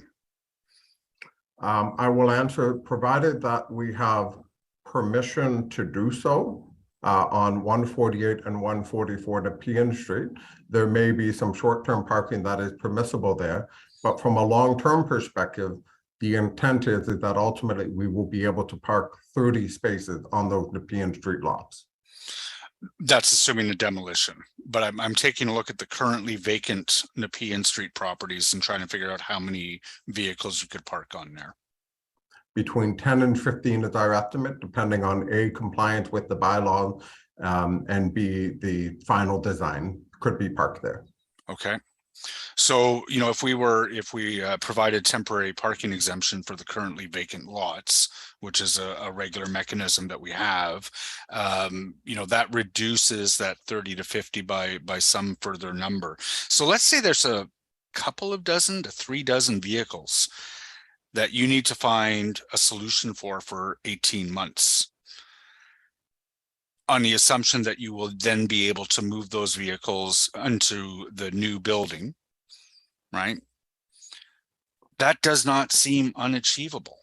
I have to share Councillor Menard's disappointment that what we're seeing today is a tweak of the MOU in terms of tenant protection, but I just don't see any signs of serious work on trying to find 18 months worth of parking for a couple of dozen vehicles. Did you, I remember I suggested Place Belle, which has got to be relatively empty right now. Did you approach them about the possibility of some temporary parking? What I would like to clarify something for, I will answer your question. I'd like to clarify something. We do not have permission to park underground in a new building after 18 months. We have been told by the chief building official, it has never been done and it is unprecedented. We simply stated the period of time for a new parking garage to be built is 18 months. It is between 4 and 5 years before a new construction project would have full occupancy above and below grade. So this is not an 18-month search, respectfully. This is a 4 to 5 years. So we did not explicitly approach Place Belle, but general commercial experience that I have is that generally they will not enter into long-term leases for exclusivity reason. So we have approached several other lots in terms of outside downtown lots, including 307 Lisgar, the Halts Playfair McGarry site, and some of the other sites. So we have not received a positive response to enter into a long-term lease of 5 to 10 years for even several dozen parking spaces, because they are preserving their right to develop. I hope that answers your question, sir. No, it does. Thank you. Okay, thank you, Councillor Leeper. Councillor Fleury. Thank you, Chair, and I won't be too long. I do share some of the similar concerns that were raised, Mr. Howe. I'm wondering, you're starting to name a number of properties, and obviously being at City Hall every day, I get to see what's happening. To me, the World Exchange Plaza is an untapped space. I understand that many of the firms at World Exchange, including Deloitte, have significantly reduced their workforce and do provide underground parking in the nearby. I know the Bell Building is the same. So you've made choices in terms of who you've reached out. The funeral home that you were describing does need their surface parking, and we've all gone to funerals there on a daily basis. So I would not expect them to be a potential partner. Can you, just so I understand the range and areas, what was the walkable underground lot, existing underground lots that you captured in that effort? Okay, in terms of the underground lot, we predominantly focus on some of the surface lots in terms of close proximity. So in terms of the general catchment area, in terms of your question, generally it would be bounded by Laurier and as far south down as past Somerset. So that would be the general catchment in a north-south direction. In an east-west direction, we looked at 1 or 2 streets east and west of O'Connor Street in terms of potential opportunities for parking. So that would be the catchment area in terms of what we've looked at. And So that is a little smaller than what the World Exchange location. I'm naming one without having a conversation with Morgard, who I believe is the owner, and obviously leaving it in good hands of the local councillor. Do you have any objections to an agreement at World Exchange from a distance point of view? You know, I can speak to that point because I recognize that it's an important point on behalf of the members here today. Currently, at the 190 O'Connor Street office building, which is approximately 95% leased, all of these tenants have the right to park across the street.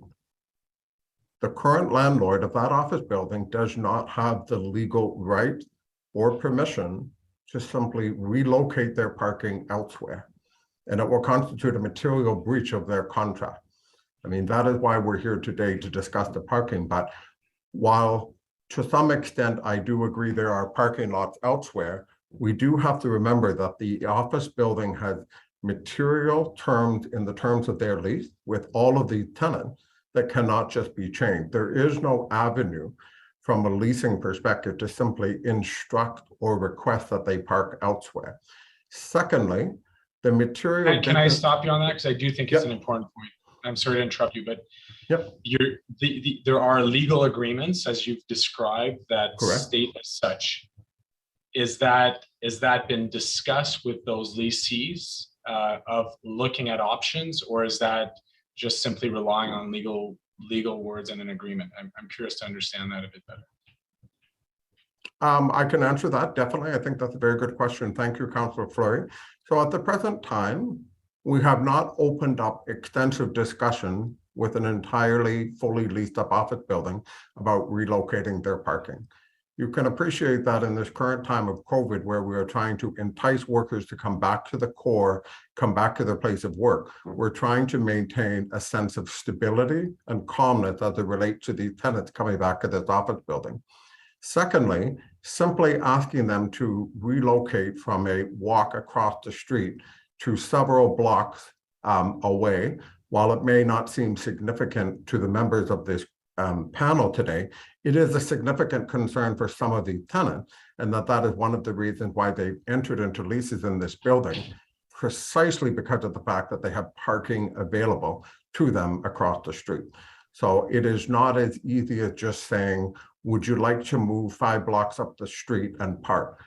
Thirdly, I would like to say the material business terms of parking on a monthly basis in a below grade stall at an office building, for example, would be significantly more expensive than a surface parking lot.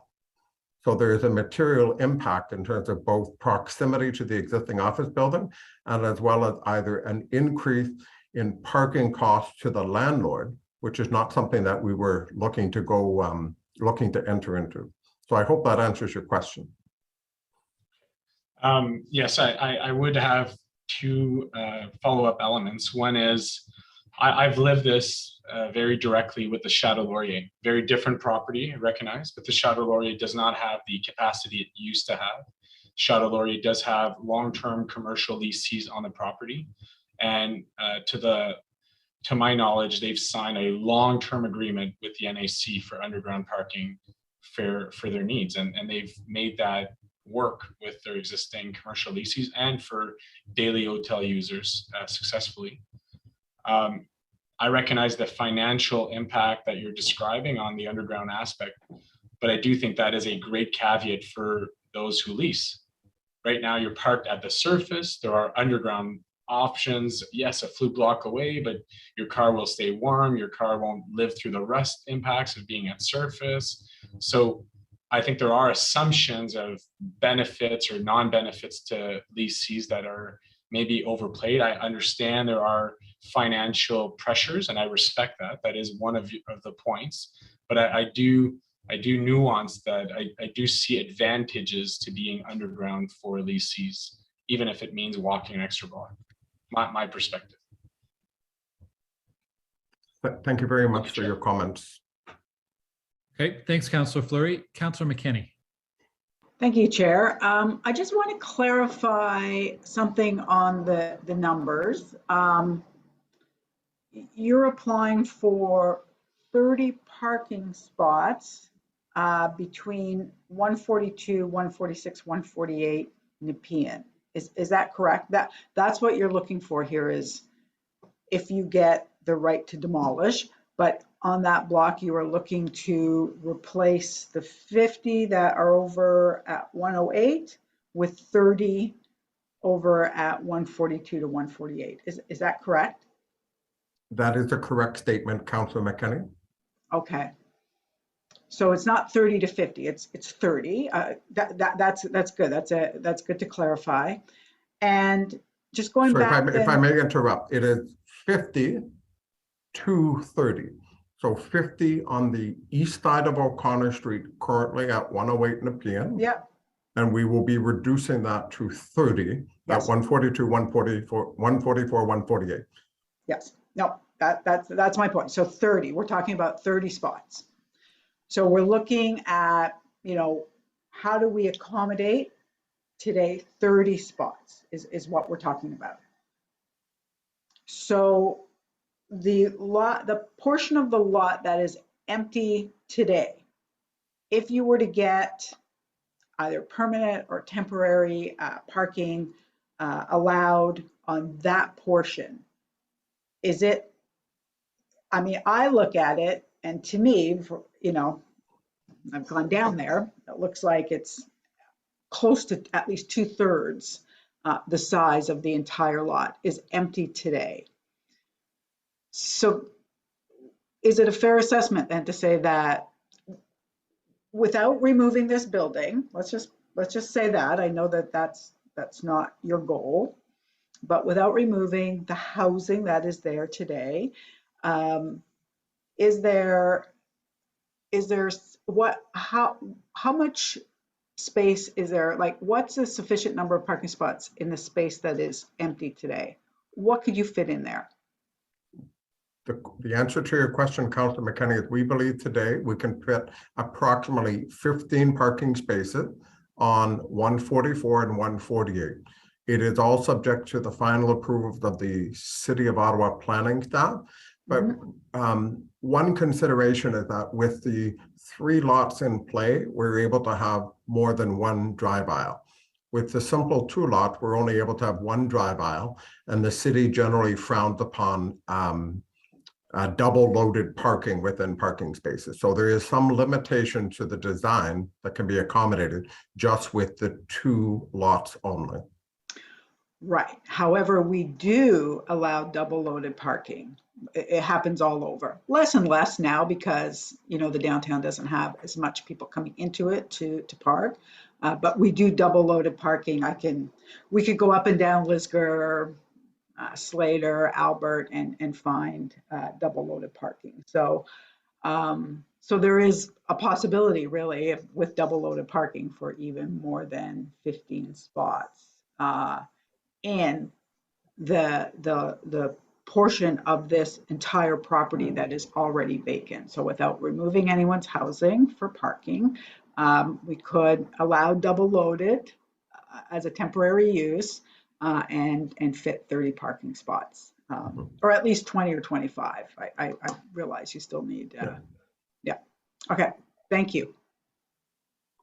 Miguel Friel, did you want to add? Well, I had answered this question at the last committee. I did sketch it out. I don't think you get anywhere near 20 because you don't have the depth to do a double loaded, is what I said last planning committee. So you'd have to rely on some parallel parking spaces, and I estimated about 3 to 4. So what I told the committee last time is you're looking at probably about 10 parking spaces with variances. Thank you. Okay, thank you. Any other questions? Sorry. So this is not half the lot then? Like I'm just having a hard time understanding how a larger portion of the lot will only allow for 10 parking spots when adding another 1/3 will allow for 30. I just don't understand the geometry that you're using. It's the loop driveway. We can do a dead end stub, but you don't get the depth of 5.2 plus 6 plus 5.2 to make it work. So with variances, we could fiddle with it, angled parking, but the problem is the current design has angled parking, but only because it's a one-way loop. In the absence of that, you can't do angled parking. So the way I've sketched it out would be single loaded on one side and then parallel on the other. Thank you. Chair Moffat.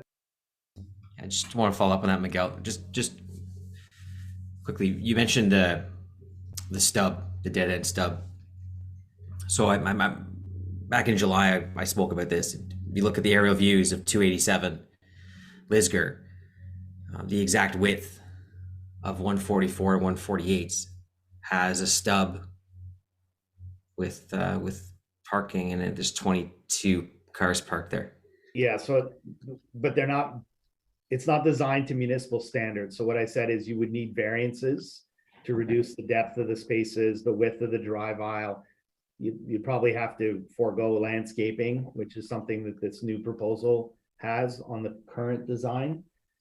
So as I said, you need variances to make it work. Okay. Thank you.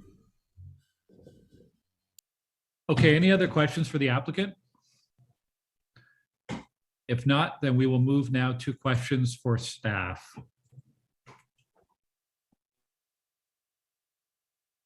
I have a question for staff to lead it off. This has been linked to the 108 Nepean development. I'm concerned about the risk that if we approve demolition of 148 Nepean, and then for whatever reason, the development at 108 Nepean does not go ahead, we might end up with a worst case scenario of having 2 parking lots downtown. Is there any legal protection or enforcement ability that the city has to ensure that we don't end up in a situation where we end up with 2 parking lots, 2 surface parking lots? Thank you, Chair. Yes, staff were mindful of that very scenario, and the conditions of approval protect against that. Within the proposed demolition agreement, there is a unique condition to this site that is not part of our standard conditions, and it reflects that demolition is not permitted to proceed until the building at 108 Nepean has commenced construction. So through those conditions, we've protected against the scenario of not putting ourselves in a position of having 2 surface parking lots. And it's legally enforceable through that agreement. Okay, thank you, Andrew, for clarifying that. Any other questions for staff?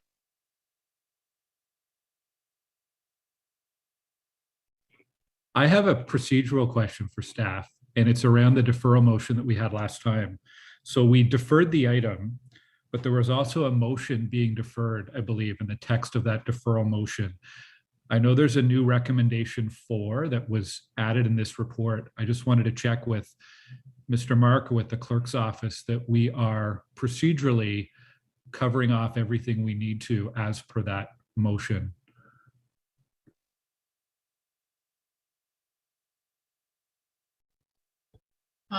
I will ask Mr. Mark to weigh in if he is on the call, and perhaps planning staff as well, to advise on whether the new recommendation 4 that was added to the staff report renders the referred motion with respect to the MOU moot. If so, then the committee would not need to vote on it. And so I would seek staff's clarification perhaps before providing additional procedural advice. Yes, I can speak to that, Mr. Chair. There was a part of the deferral was that staff had the opportunity to come back with a new report. The report was updated, as you're aware, to replace the MOU, so that the MOU itself was updated with the details that Mr. Howe spoke about. And by the same token, the staff report was updated to provide recommendations about how the MOU would be executed prior to the bylaw being proceeded. I'll have Mr. Mark confirm, but my understanding is that replacement MOU would make the previous motion moot. I concur, Mr. Chair. Okay, thank you for setting us straight on that. Are there any questions for staff? Anyone on committee want to do a wrap up? Councillor McKenney. Oh, thanks, thanks, Chair. I can go first if you want to go last. Sure, if you, yeah, no, sure. Thanks. Just knowing it's in your ward, and who knows, I might say something that you want to rebut. So this has been I think it's a tough one. I think like the members of the committee will feel it's a bit tough. It's like there's like a big picture, then a bigger picture, then there's like a biggest picture. Like there's all these different things to consider here, where there's 142 and then there's 144 and 148, and what's the future of those two, and then there's 108 and what happens with that, and then there's the folks that actually live at 142 today. I look back on, we did Herringate. I remember in the end of that, I remember saying that there's, you could push for more, but at the risk of the people who live there now, and the risk that you could end up with less if you keep pushing.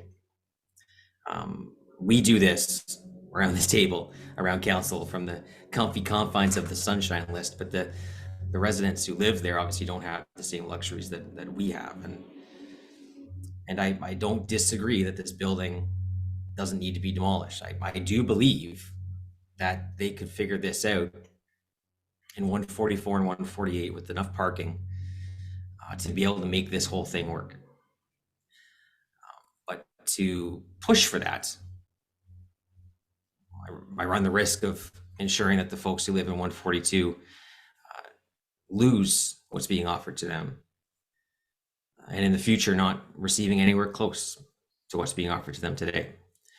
I think that's where I have a challenge. It's so easy for me to take a risk on this, knowing that I'm not the one that has to suffer the outcome if it doesn't work out. It's the four tenants of 142 that have to suffer that outcome.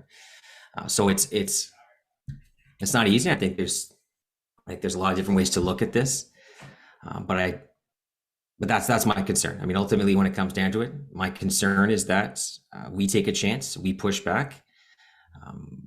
I don't think it's wrong to push back, but I don't feel comfortable risking what could be a better deal for these tenants to find an alternative housing and transition there than they would get 5 years from now. So that's where I sit at the moment. Again, not an easy spot, not an easy conclusion here, but there's no perfect outcome here. Thanks, Councillor Moffat. Councillor McKenney, if you don't mind, I'd like to just say a few quick thoughts. I think a lot of us are probably on the fence on this one, and acknowledging that the offer from the builder to the existing tenants is above and beyond what they're required to do legislatively, even if that minimum requirement is pretty pathetic in general. I think the way I'm thinking about this is we're being asked if a demolition is appropriate and necessary. And I wasn't totally convinced last time, and I'm still not convinced today, that demolition is the only solution to solve the applicant's parking problem. So I'm leaning towards voting against the demolition, but I'll be interested to hear Councillor McKenney's closing remarks. So thank you. Thank you to everyone. This has been a good conversation. I think we are dealing with real people here, and at least two of the households don't want to leave. Some of the others have left, knowing what's coming. Two don't want to leave. They've seen what's on the table, the offer, and they're not willing, and they're not just not willing. They don't want to leave their homes. But beyond that, this is an application that these recommendations should have never been linked. These applications should have never been linked.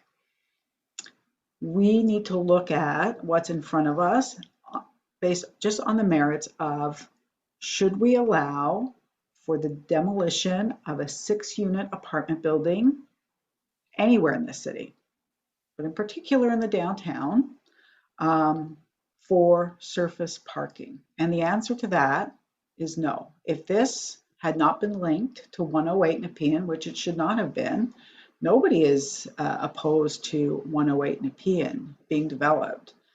I can tell you that we have had dozens, just in the last decade, dozens of applications across the city for development that have not been moved on. What we also have in this city are many, many examples of this very type of housing, not just here, but across the city, where we have small 4, 6, 12 unit buildings, and we cannot lose them. This is the exact type of housing that we need to retain. And if there was an application in front of us today for demolition to build what's as of right housing, yes, of course, we would be saying yes. We need more housing. We need more housing stock. And at that point, with that in front of us, we would have to think about, how do we protect existing residents? And we have to consider that as a city moving forward. But we have two things in the city. We have this type of building that is older stock. As a result, it's affordable. And we have many empty parking lots. So we do not have a scarcity of parking. Just in a 2-block radius of 190 O'Connor, just in a 2-block radius, we've got 307 Lisgar, which is empty. We've got 355 Cooper, 138 Gloucester. In 2020, we approved a zoning bylaw amendment to add a parking garage as permitted use to 287 Lisgar. So there is ample parking, there's ample surface parking within a 2-block radius, but there is not ample housing. And it's not about the displacement of who is there today. It's about the loss, the permanent loss of 6 units.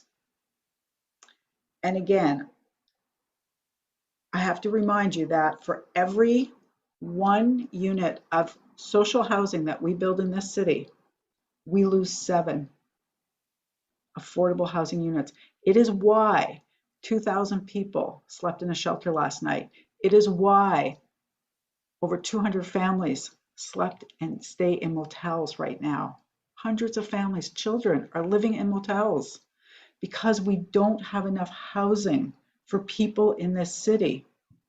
And you might argue, well, then you're not going to get 300 units over here. But I would argue back, we have approved many, many applications for development. We can't do more than just approve them. We are approving 108. What we're saying is, in this case, I would argue it's 10 to 15 spots. It's not even 30, because we have that, the other side of the lot, which actually had 2 homes on it. 2 homes that were neglected so long that they had to be demolished. And there is ample room for parking. We probably shouldn't allow it, but better than taking down an existing 6-unit building. So I appeal to you today to consider this application just based on the merits of demolition for parking, not what's happening at 108. We are going to allow 108 to proceed.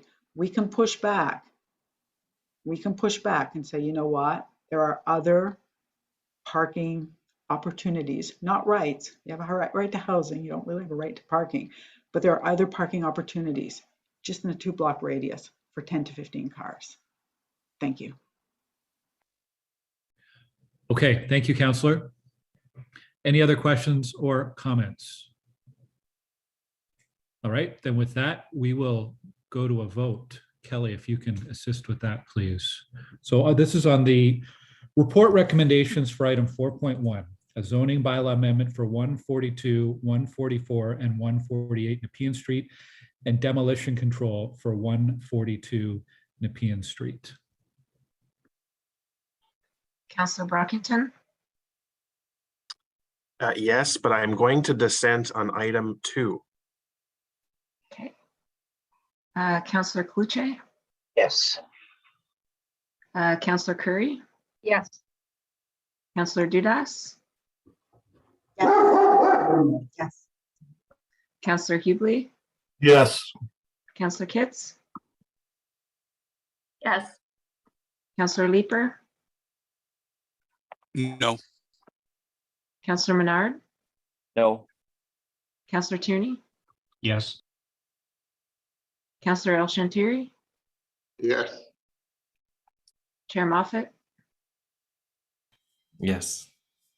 and Chair Gower. No. 8 yeas and 4 nays. Okay, thanks everyone for the discussion. I'm now going to hand the chair to Councillor Moffat for the next item, 4.2 on the agenda. Scott. Thank you very much, Chair Gower. So the next item on the agenda is in Kanata North, 100 Stacy Drive. So I believe we'll have a presentation from staff to begin with, to which I believe Molly Smith will be doing that. Yes, thank you, Chair. You're very welcome. Great, thank you. Thank you, Chair and committee members. This presentation is for the zoning bylaw amendments at 100 Stacy Drive. Next slide, please. The subject site is in Kanata North. It is vacant. It is a vacant lot at the end of Stacy Drive and is approximately 800 meters from the Tarrant March Road intersection. The current zoning is business park industrial, subzone 6, with a maximum height of 14 meters.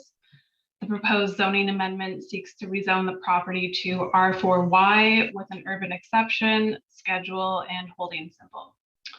The rezoning is for 2 4-story apartment buildings with a total of 258 residential units. There would be 206 parking spaces with a mix of underground parking and limited surface parking. Next slide, please. In the current official plan, the site is designated as general urban area. It permits a range of uses, including residential. In the new official plan, the site is within the suburban transect, Kanata North Economic District, with an evolving neighborhood overlay. This future designation, if approved by the ministry, will permit residential uses alongside employment, institutional, and commercial uses. The intention is to have a fully integrated live, work, play, and learn environment for residents. The new official plan image in the top right corner illustrates where the future bus rapid transit stations will be located along March Road. Those are the blue circles. Other policies and guidelines applicable to the site are the guidelines for new development and proximity to rail operations. The guidelines require 30-meter setbacks from all abutting property lines to the rail corridor. The development complies with these setbacks. And another applicable guideline is the Ministry of Environment, Conservation and Parks D6 guidelines. A separation analysis between the subject property and surrounding landowners was conducted. Through that analysis, the proposed zoning will ensure that the proposed residential buildings have a minimum separation distance. Next slide, please. The proposal contributes to a 15-minute neighborhood by providing in proximity to transit, employment, services, and amenities, such as grocery stores and other commercial uses, and meets the intent of the future Kanata North Economic District. Next slide, please. The proposal is sensitive to surrounding uses by ensuring adequate setbacks and buffers. Setbacks include 20 meters from the abutting property to the north, 30 meters from the rail line, and the site is over 50 meters away from the single detached homes to the south, separated by Kimmins Court Park. Next slide, please. Thank you.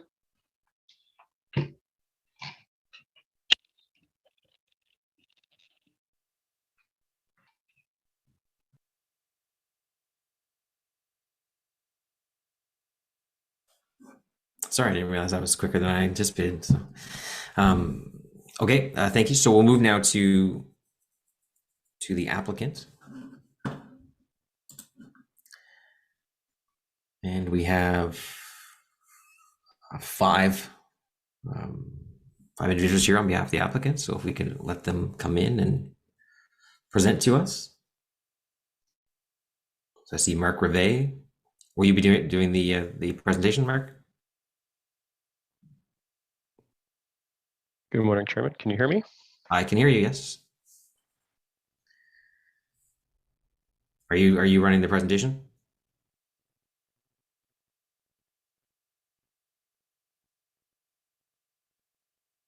Can you hear me, Mark? Mark, hello. Mark. Bueller. Bueller.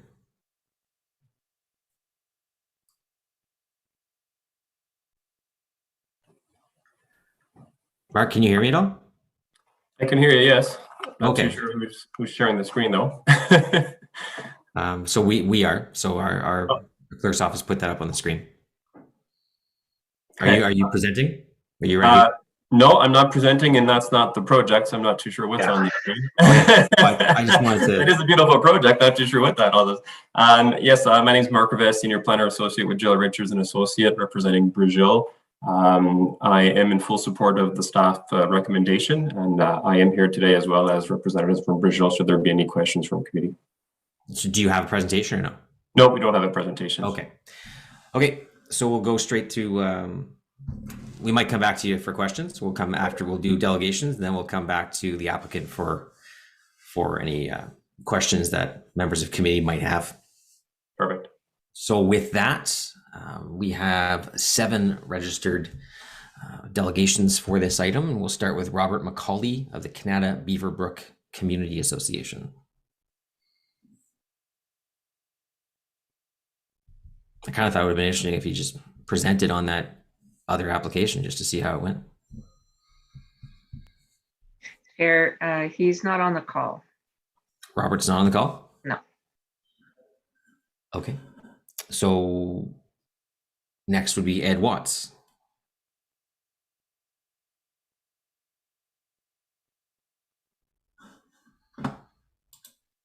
Hello. Hello, Mr. Watts. How are you? I'm good, thank you. Good. You have 5 minutes. You can start anytime.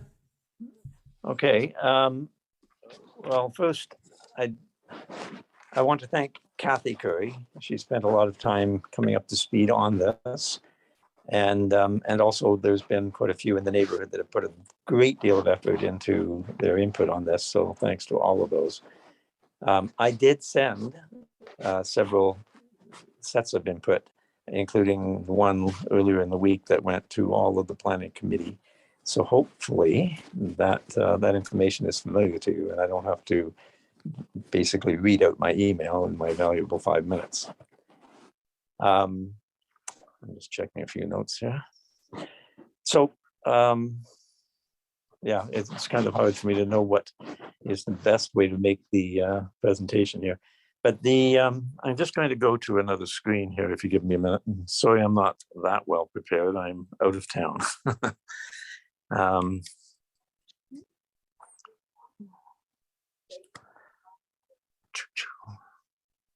All right, I'm not going to be able to find that screen quickly. Anyway, I was hoping that with all of the input that was presented by people over the past several weeks, that people would understand the issues that the residents and the businesses in the area have with this. They come along the lines of, it's not compatible with the neighborhood. The street is a dead end street, and the only egress option is back out through Stacy Drive and Tarrant Road, which is already listed as a failed intersection in the city. And it handling the additional traffic from this, along with all of the other development that has already been approved in the area, it's going to fail. I'm sure it's going to fail. So therefore, other egress options are going to have to be found. And in finding those egress options, it may come down to expropriating land to create a route out to March Road from that area, as opposed to having to go all the way back down Stacy to Tarrant and out to March, which, by the way, would be the route that someone would have to walk if they were going to go to public transit right now, because you cannot walk across a rail line and across private property to sneak out the back door, basically, to March Road. I don't think that, at least that would be an option that the city would want to accept. So with upgrades to public transit not coming until well into the 2030s, it doesn't look like a very good egress option. Let's see what else is on my list. Sorry about that. You know what, I'm just going to call it at that because I've lost track of the notes that I have somewhere else on my cell phone here. I know that you've seen the input. I hope you've taken the time to go through that and understand the viable points that were made there. So I think I'll hold for now and maybe join in on questioning if I think of something else. All right. Thank you, Mr. Watts. Any questions for our delegation? Yes, Councillor Curry. Thanks a lot, and thanks, Ed. I was wondering if you could expand a little bit on why Stacy Drive is considered a failed intersection. I know there are many presentations coming up, but I thought I'd ask you that question now so that committee members can understand what it's really like there at Stacy Drive. Okay. Yeah. Okay. So there are 2 schools on Varley Crescent, and the main option for people who want to drop their children off at school would be to come along Varley and back down Stacy out to Tarrant Road and then back out to March Road. The biggest problem at that intersection is when you're at Stacy Drive and you want to make a left so that you can have that short couple hundred feet to then get on to March Road. There's only room for about 4 cars waiting for the left turn lane onto March Road. So that traffic in the rush hour in the morning, especially around the time of student drop off, that backs up way past Stacy Drive. So there's nowhere to turn. Like, people try to be courteous and all that, but there's nowhere for the people on Stacy to turn. So then Stacy backs up. So you've got people that are coming in that way to drop kids off and then trying to get back out that way again. And it's pretty rough. So a lot of people, I think, now are trying to avoid that by going through town. But if you go through town, meaning Varley, then you're going down the very congested street with school buses and all these people dropping off kids. It's not a good option either. So it's very awkward. And I think that's the main that particular intersection is the problem. If you want to go north on March Road, there's no sense turning right on Tarrant because then you're going all the way back down to Campo again, and it's just a bad situation. Mm-hmm. Thanks a lot, Ed. We'll talk about that some more, but I appreciate you giving your perspective on that, and thanks for presenting here today. Okay, thanks. All right, thank you, Councillor, and thank you, Mr. Watts. Our next delegation is, I believe, Marianne Wilkinson. Hello, Marianne. Thank you, Mr. Chair. I sent out pretty lengthy information to most members. I missed sending it to Eli, so I apologize if he's still on the line. But I think this is an important one that dates back to the time of the beginning of Kanata. Because Kanata was as a planned town. It was planned from the start, and I've been involved pretty well all the way along on that. And it overall plan as housing, planned neighborhoods, communities, a town center, open spaces, and a technology park. And that technology part was very important because we wanted the people who lived in the community to be able to work in the community. And that has worked because 50% of the people who work in the business park live within 5 kilometers right now. Rather than planning by individual sites, what we did was we looked at the total plan and not just looked at the one piece of land. And that's a problem we've had a bit with recent times with this one particularly, that it looks like they're looking only at this one piece of property and not at the whole plan itself. The site is very isolated in the business park even, and it's almost completely built up now with businesses, but it doesn't have any good connections. You cannot plan to use crossing through private properties as there are distances to get to places. We have to look at what is going on the public reign, either in the pathway parkway system or along Stacy Drive. And it is 900 meters to the nearest transit spot. That's well beyond the normal one we do. And that is not a close one. They're trying to say 400 because that's when you cross somebody's private property.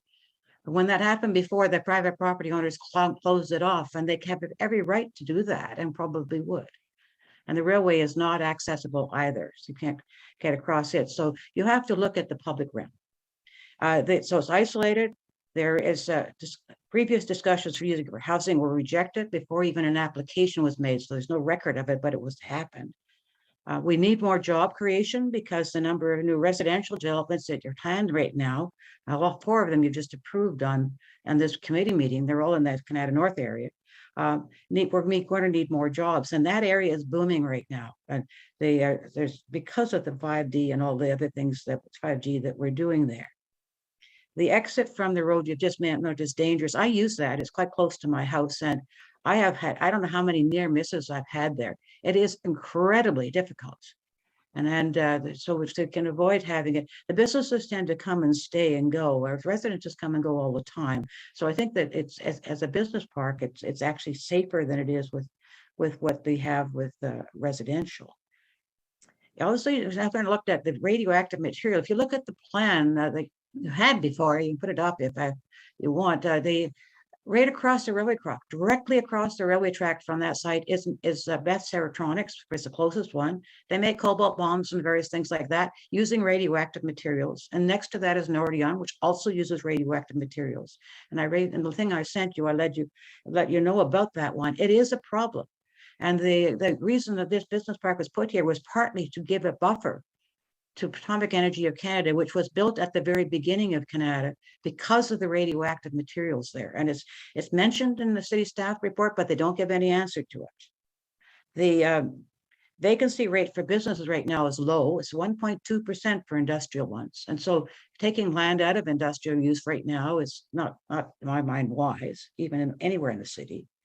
The drainage is difficult, and there will be others speaking to this, but we've had serious problems just in the last rainstorm with Kissel Creek, which started to seriously erode because the water already there without this even being added. So there is a lot to get done. And they mentioned the staff say they're going to be talking to the NCC and things about the drainage, but they haven't done that yet.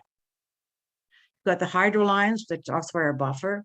You've got the construction company that's right next door, which is a noisy kind of construction business, and you're closer to it than really you should be. And I believe somebody from the company will be speaking to you later. And then you talk about need for housing. That's a big push that they're having.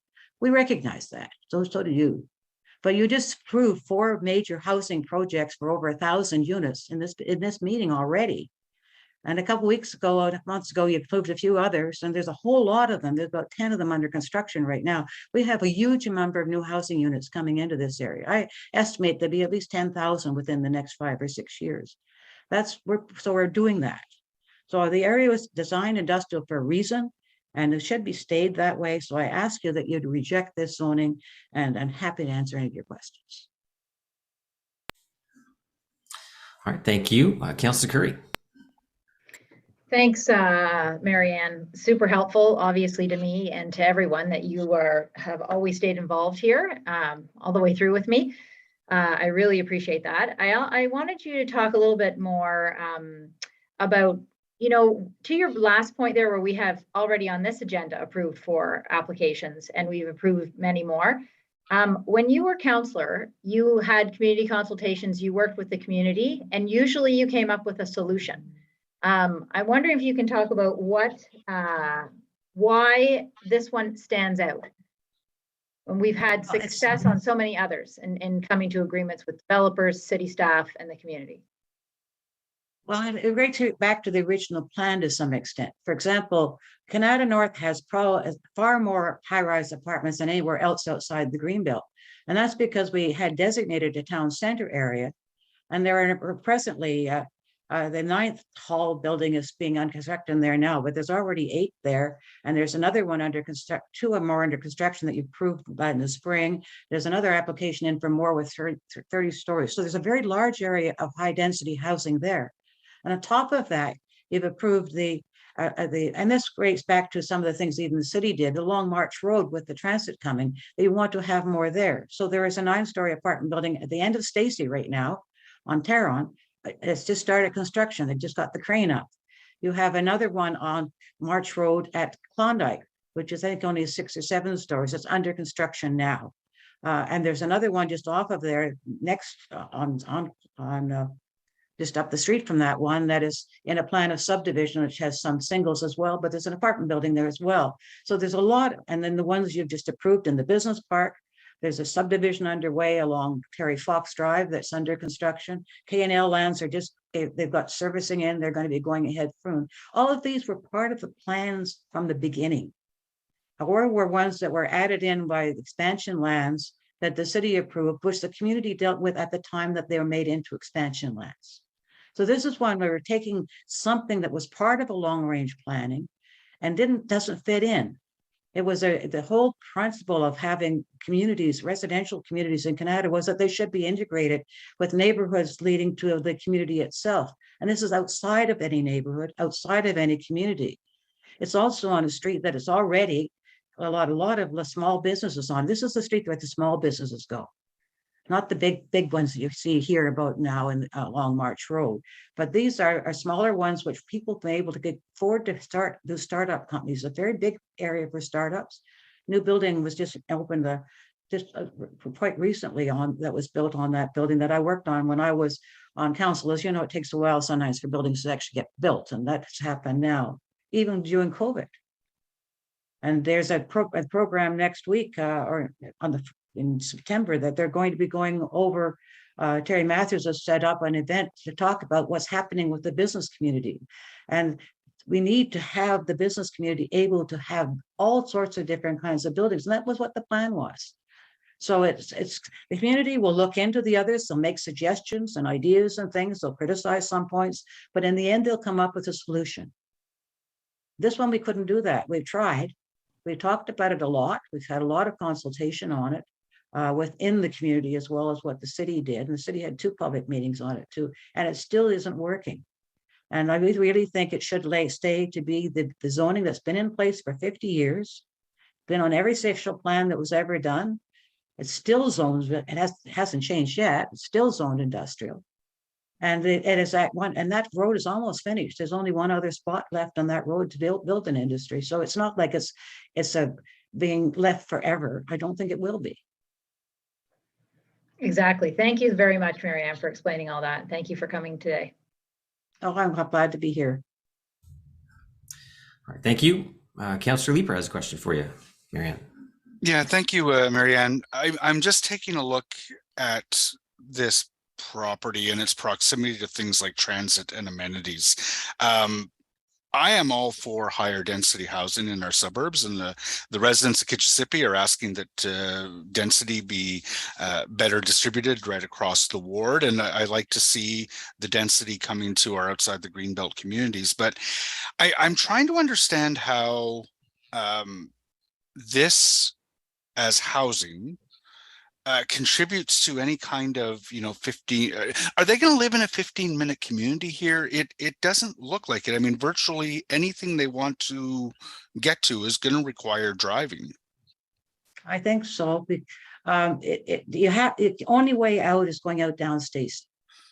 And going down Stacy, by the time you get to Stacy, if you want to go on a bus, going into Ottawa, you can stay on that same side. You don't have to cross it because there's one goes along. It's not an express bus, but there is one that goes along there.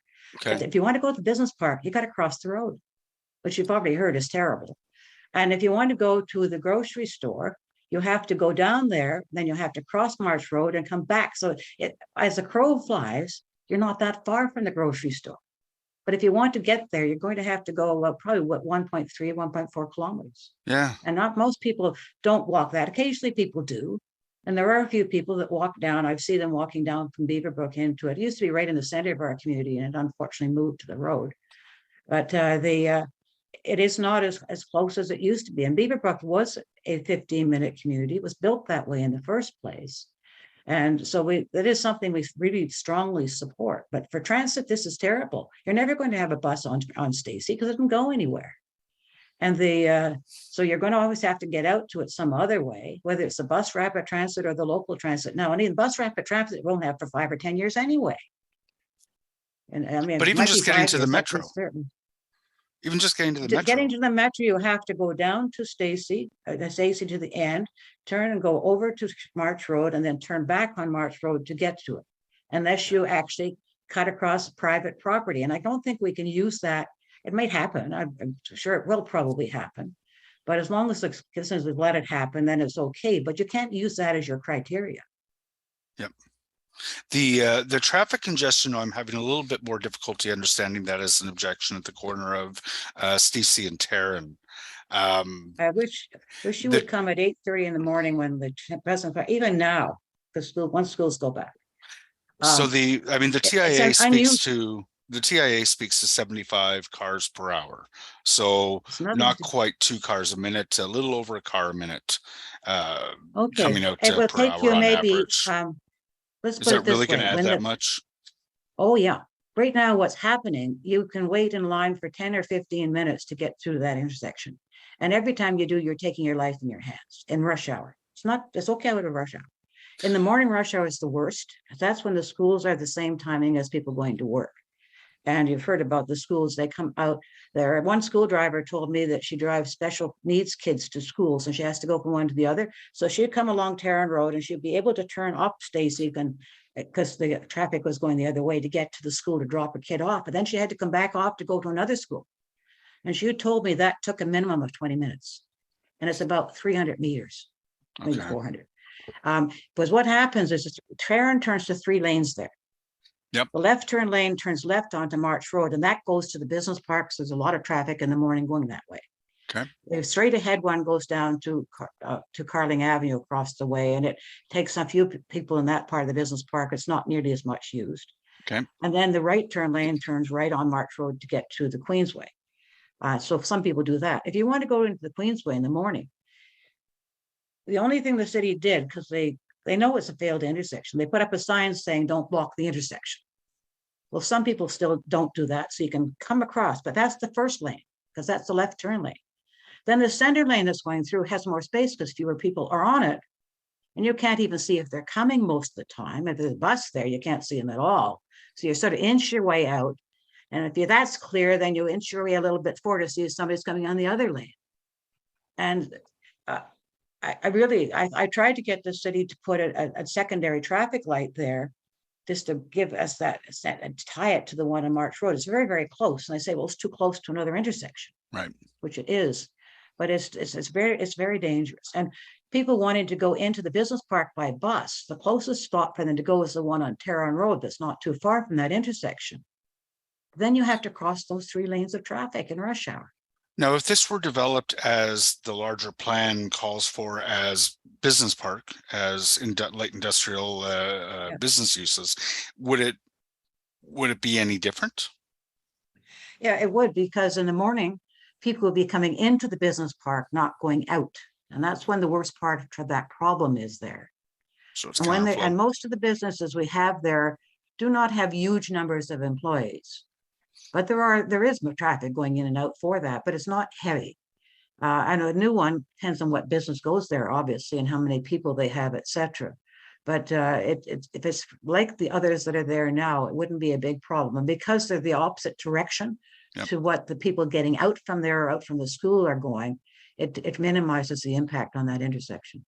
Okay. No, I've got some significant sympathy for rejecting this application. I'm struggling to understand how we're serving residents of these future buildings by zoning this for housing. All right. That's the concern that the community also has. I thank you for raising that, Jeff, because we like people who like living in Kanata. We like them to be our neighbors and things. And we certainly are doing the identification very much more so than any other place outside the Greenbelt. I mean, the ones you approved today, 3 of them are high-rise apartments. Yeah. Only the 4th one is having some singles. And we have families out here. They need a few singles and townhouses. But we're getting more and more and more apartments. And they're nice ones, but also some less expensive ones. Virgil already has built some in Kanata. Yep. Of the same sort of as this one, but they're right on a route that has some bus service. And so I think it's on a more major, it's on Kanata Avenue near Terry Fox. So it's a place where you can get in and out much more easily than this one. And they also have land up March Road, which they could build on right now. It's on the expansion lands. And they wanted apartments in that one, and the apartments in that expansion lands are on Brazil's property. Okay. Marianne, it's always good to see you. I hope you're having a great summer. Okay. Thank you. Well, and you too. Thanks. Just quickly before I let you go, obviously we just went through an official plan process. This property, you know, when it comes down to it from a staff perspective, in terms of evaluating this property, it's located within the general urban area. It's right up against the general employment area. Over the years, if the vision was always to have this site developed as industrial and not residential, why not push to have that line shifted a few hundred meters, and then you wouldn't have to worry about this application coming forward? That was in the report that I sent around. It was designated industrial right up until the new city of Ottawa came into place. It was part of the business park. And if you look at the map that shows all the business ones that they showed in the thing there, you'll notice that it's like if you take the park at the edge part on further south down here, it should be included in it. But they actually changed several areas within the business. I don't want to go down a rabbit hole. Well, in 2003 or 4, they actually changed the designation of parts of the Kanata North Business Park, not just this one, other parts as well, to general urban. Just because they thought it'd be good to have maybe some housing or something there, but they didn't realize that with what the new official plan is doing, it is allowing it to go in any part of the business park. And the two plans that you approved at this meeting for the Nokia property and the Brook Street Park are going to add about 8 different high-rise apartments in a place near the transit. And that's far better than this one. So this one should never have been taken out of industrial, but it was, and that. I don't know why they did it, because I wasn't on council at the time. It was just before I came back on council, but it didn't make any sense then, and it doesn't make any sense now. But industrial lands are allowed in general urban too. And at least that's what, so it's still a legitimate use of the property, even with that designation. I would rather have it industrial. Right. My point is merely that as a general urban designated area, it certainly makes it a lot easier for an application to come forward and to be approved or to be recommended for approval by staff. And also, should it get appealed to the Ontario Land Tribunal, it really comes down to what that designation is. I mean, sure, it was done in 2003, but we also approved official plan reviews in 2008 and 2013. So opportunities were there to address this over the years. I think we just didn't pay enough attention to it because we thought it was okay because the zoning was still there. Yeah. Okay. And the zoning did not change when those official plans were changed. It's been stayed as a zone for industrial use continuously right to this day. And maybe we should make a change on that, but that will have to be done after this application is dealt with, obviously. Yeah, we have that change. That change at this point is irrelevant because the application is in front of us. So thank you. Another property in there too, though. Oh, fair enough. Fair enough. All right. Thank you, Marianne. And no other questions. So we'll move on to our next speaker, Catherine Roberts, followed by Andrew Karen, Gail Curry, and Jean Cody.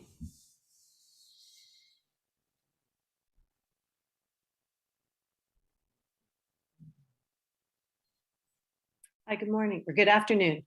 Good afternoon. Excellent. Thank you for allowing me this opportunity to speak. And I'm wondering if I could get the slides put up, please.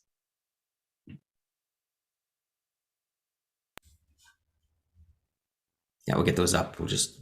I want my clock to restart then. Okay. Don't worry about your clock. No. Awesome. Okay, thank you. Actually, you could change next slide, please. I am presenting today because I do not agree with the modeling results used in the transportation impact assessment to justify the recommendation in favor of the proposed zoning change. The TIA report goes into very little detail concerning the Stacy-Tarrant intersection. This intersection is an unsignaled T intersection, which is approximately 55 meters from Tarrant March intersection. The conclusion contained in the TIA states that, quote, There are no operational issues detected at this intersection, end quote. This is a critical error in the report, as the main justification for this conclusion is the result of the Syncro-10 traffic modeling software. Slide. According to the Syncro-10 report included in the TIA appendices, the 95th percentile queue length at Stacy Tarrant in peak morning is 5.9 meters, or approximately 1 car length. This is blatantly in error. As shown, this photo was taken September 2019 from Google Maps. We are looking at a queue of 6 cars waiting to enter the Stacy Tarrant intersection to turn left. It is worth noting that this queue is not conclusively a result of a backup of cars waiting to turn left onto March Road from Tarrant. Slide. The second photo, taken June 2019, shows the traffic queue eastbound on Tarrant Road in the northbound turn lane to March Road. Again, you can see the queue length of Stacy vehicles waiting to turn left onto Tarrant, and it is much more than 5.9 meters. Please keep in mind that according to the TIA, the new development will almost double the traffic at the Stacy Tarrant intersection in the critical morning peak. Slide. The third photo was taken within moments of the previous picture with a view from a different vantage point. Please note the long queue of vehicles stretching down Tarrant Road, as I would like to point out that the Syncro analysis in existing conditions indicates that the 95th percentile queue length of the northbound lane movement at Tarrant March is approximately 260 meters during morning peak hour. Slide. This next photo was taken again within moments of the previous 2 pictures, showing the line of traffic. This queue stretches beyond the 1131, 1151 Tarrant Road development and slightly past Chisholm Court. The length of this queue is approximately 550 meters, over half a kilometer, which is well past Syncro's 260 meter. Concerns regarding Syncro's ability to accurately model closely spaced intersections such as Stacy Tarrant and Tarrant March have been raised by the City of Toronto's Transportation Services Division. Their document entitled Guidelines for Using Syncro 9, including SimTraffic 9, dated March 18, 2016 states, methods such as Syncro do not account for the potential impact of downstream congestion on intersection operations. The TIA suggests that any challenges at the Stacy Tarrant intersection are primarily triggered by the capacity limitations at the Tarrant March intersection. Although this may not be entirely correct, since the first photo that I showed you shows that even light traffic on Tarrant can produce significant queues on Stacy. The potential options listed in the TIA to mitigate the Tarrant March capacity issue do not clearly solve the problem in a timely manner. Slide. So why is all of this important for the rezoning of 100 Stacy? All traffic coming from the development must either go on Alfred Casson Way and pass by 1 or 2 schools, or through the Stacy Tarrant intersection. If Stacy Tarrant is blocked or has an excessive queue, the schools will see an increase in traffic and a decrease in safety to students. Slide. It is clear that there are operational issues at the Stacy Tarrant intersection. The city must focus on mitigating these issues and accurately model the impact before moving forward with this zoning change and subsequent development. Thank you. Thank you. Any questions for the delegation? Councillor Curry. Thank you, Councillor Moffat. Thank you, Catherine. In the theme of a picture's worth 1,000 words, that was extremely helpful to show that, because that is the reality.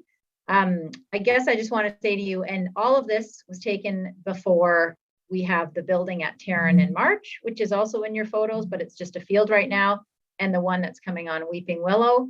And I'm just wondering about your thoughts on some of those traffic predictions when those buildings will go up. I can see the traffic is only going to get worse at that point. I also have some questions regarding the assumptions used in the models. I'm not convinced that, they didn't convince me that those were the correct assumptions. They weren't backed up. But with more traffic entering from the Tarrant development, it's going to be going right into right into that line of traffic, that over half kilometer queue. So that's just going to add there and cause some issues. As far as Weeping Willow is concerned, that was not even included in the TIA. So what the TIA shows is it doesn't include the extra traffic. Mm-hmm. And I thank you very much for taking the time to put that together, because it's super helpful for people to see what's really going on there. It's one thing to look at it just on a general map, but when you see the photos, very helpful. Thank you very much, Catherine. You're very welcome, and thank you. Thank you. Appreciate your time here today, Catherine. So I have to go back because I initially said that Robert McCauley wasn't here. Robert McCauley was actually in the waiting room, but disguised under a different name. So we do have Robert McCauley here, and I will ask him to join us now.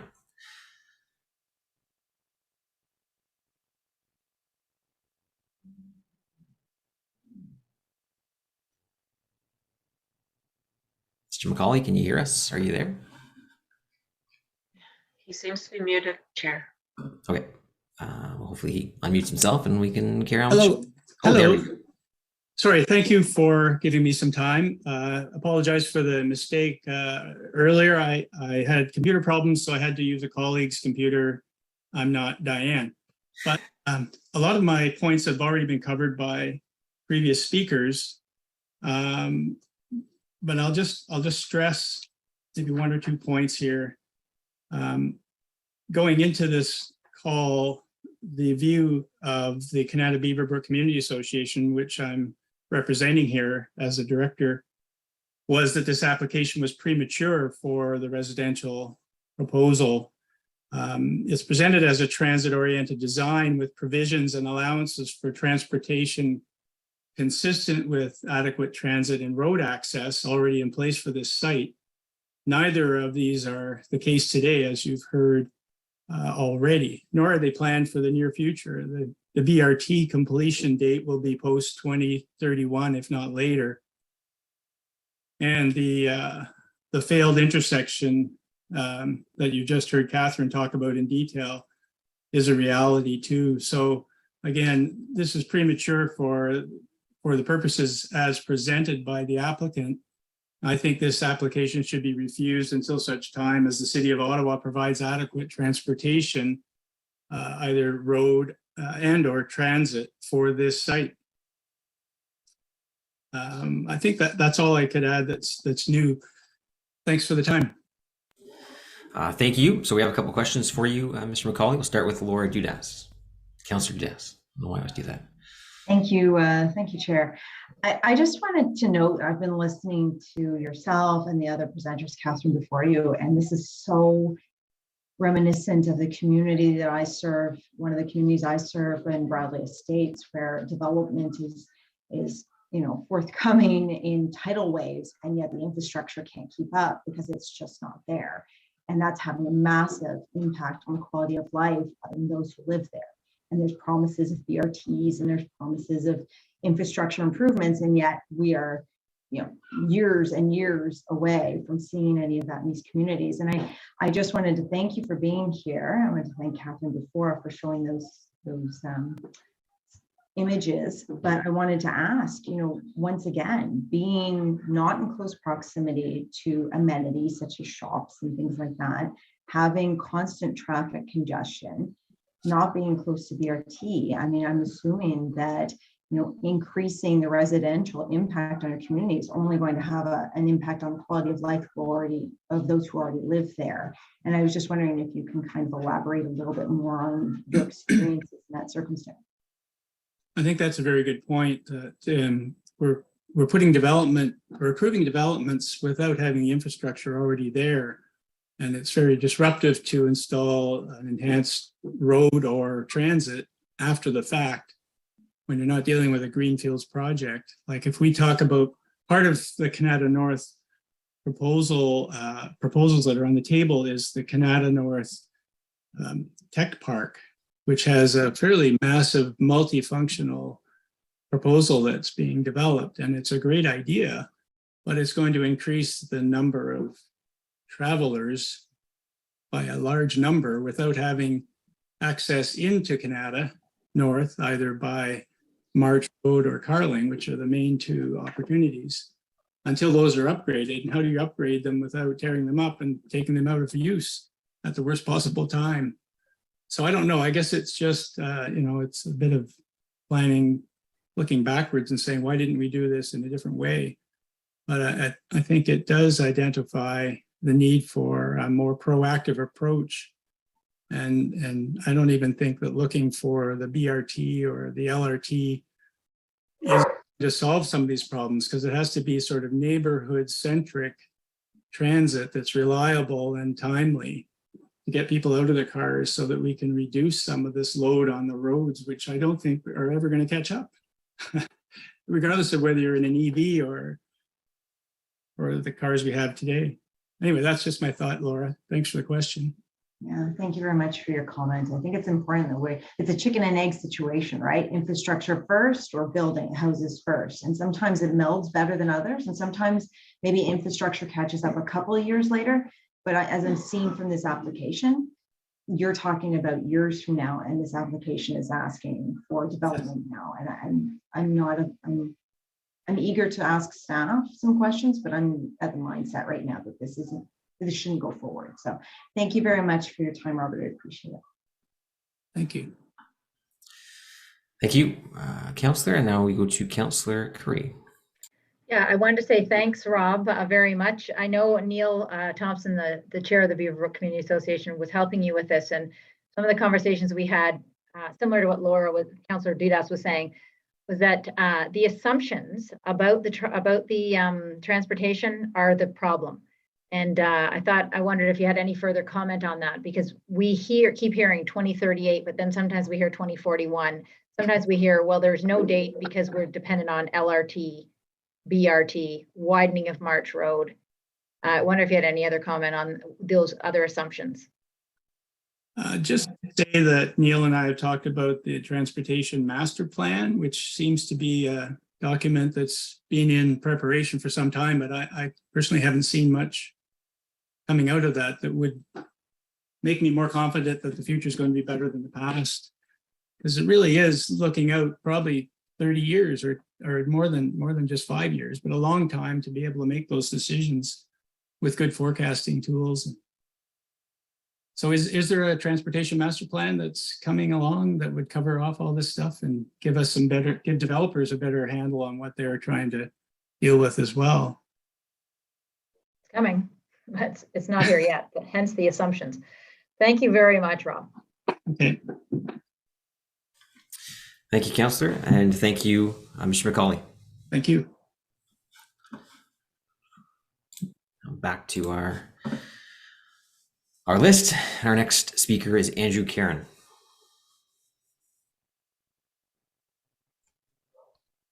Good day to you, and thanks very much for giving so much attention to this proposal. I appreciate that you've got a lot on your slate these days, and you guys put an awful lot of work into looking after our community, and it's much appreciated. I sent a short list of a few points, and I think many of these have been tackled, but I think the umbrella point is the readiness of the infrastructure for this development and what this development will be like for folks living in it. It's a very high density development. It's not a huge land plot, and the buildings aren't that huge, but 258 residences in this size. Brazil has told us in the past that they're looking at a lot of studio apartments, one-bedroom apartments in this. But I think it's just heading to be a stranded development if it goes ahead. The alternative, of course, is that other proposals may come across to add to that same area. I had a number of points about infrastructure. The city's own staff have pointed out there's a problem with water supply, and that this proposal would have to be accompanied with some sort of upgrade on water supply to meet firefighting requirements, if I understand that correctly. Marianne Wilkinson made the point about stormwater drainage, and I was one of the people who was unable to make my regular walk around the beaver pond for a week or more a couple of weeks ago because of the big rain dump, all of which is feeding into the same Gazelle drain as many other developments. And I know the NCC has problems with that. And this is just one more that's going to throw water into it. The transportation side, I'm very disappointed. We've been around this boy for so long. Previous councillor Janice Sudds held a consultation on this in February of 2021. And the same TIA was available then, and a lot of, that's transportation infrastructure assessment. And a lot of the same questions that we're hearing today were raised then.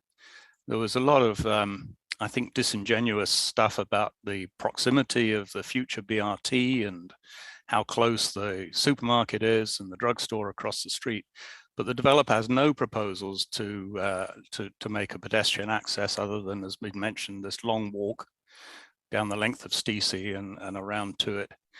The developer also says that sort of intentionally they're going to limit parking to 0.8 spots per residence to force people to use public transit. I think all that's going to result in is a lot of cars that are looking for on-street parking or parking in the parking lots of the industry buildings there. But to come back to this walk down Stacy Drive, which I've made quite a few times, in the summertime, it's quite pleasant. You've got a nice open spaces on one side or lots of shrubs. Different prospect on a winter's night when you're walking back from the bus stop on this wind-swept area, poorly lit. And I think a lot of people think that's a safety hazard that they're not prepared to commit themselves to. So the proponent is great on putting this forward as part of a 15-minute development. It really is not. And I think this would result in a stranded development that would be crying out for the city to do things to improve it, and therefore put the city at a lot of expense to respond to a development that size in this stranded location. So I think I'll stop there and take any questions. All right. Thank you, Mr. Karen. Any questions for delegation? Councillor Curry? Thank you, Andrew, very much for coming. I'm not sure if there's another presentation, but I'm going to ask you this question because you started as well with the flooding of the Beaver Pond. And I don't know that councillors understand what's happened in Kanata. It's not like I've been out running around telling people. But I was wondering if you had a more fulsome comment on the flooding that we just experienced that is really close to where this property is, that the impacts will be seen and are seen.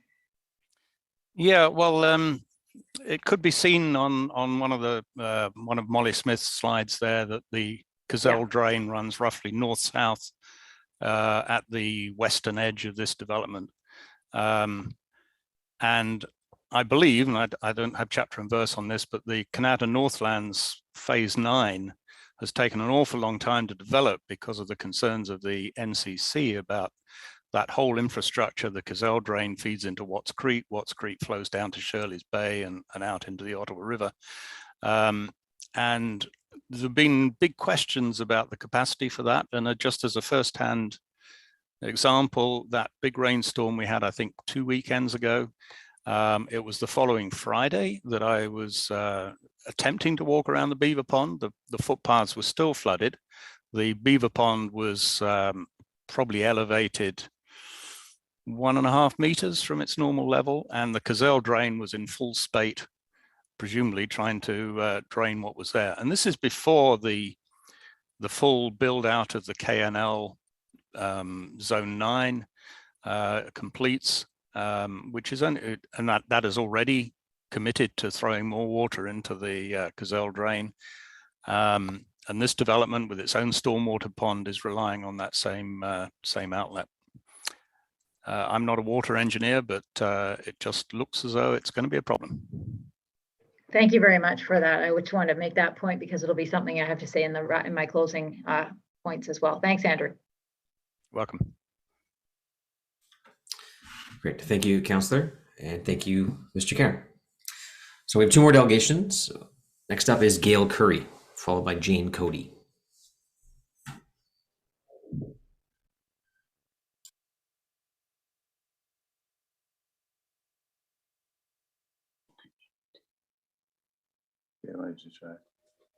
Good afternoon, everyone. Can you hear me? Yes, we can. Okay. The planning department approved this zoning bylaw amendment for 100 Stacy Drive. As they stated, it represents good planning and adherence to both the official plan and provincial policy statement. We disagree, as we feel the planning department has failed to successfully substantiate how the various policies support this rezoning application. Given the time I'm allowed to speak, I'll not be able to quote all the various sections of these governing policies. Instead, I'll highlight the significant points. First, the planning department states that the site is close to transit on March Road. As we've heard from past presenters, this is not true. This site is over 900 meters from any bus stop on March Road. There's no BRT planned until well after 2035, and there is poor bus service on weekends and evenings. 100 Stacy Drive is not located in an intensification target area for good reason.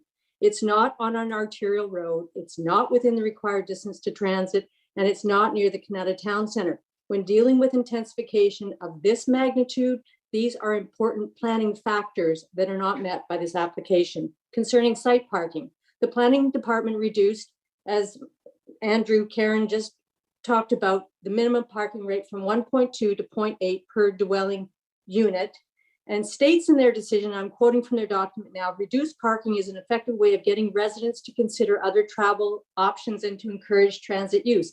However, to encourage transit use, one must be close to a transit site. This site is not. Hope is not a method nor a planning principle. The lived reality and the facts of this site's location must be clearly understood and remain central to any rezoning decision by the city. Furthermore, it is unsafe to walk to March Road on this poorly lit dead-end street with no sidewalk, no lights, and no neighbors.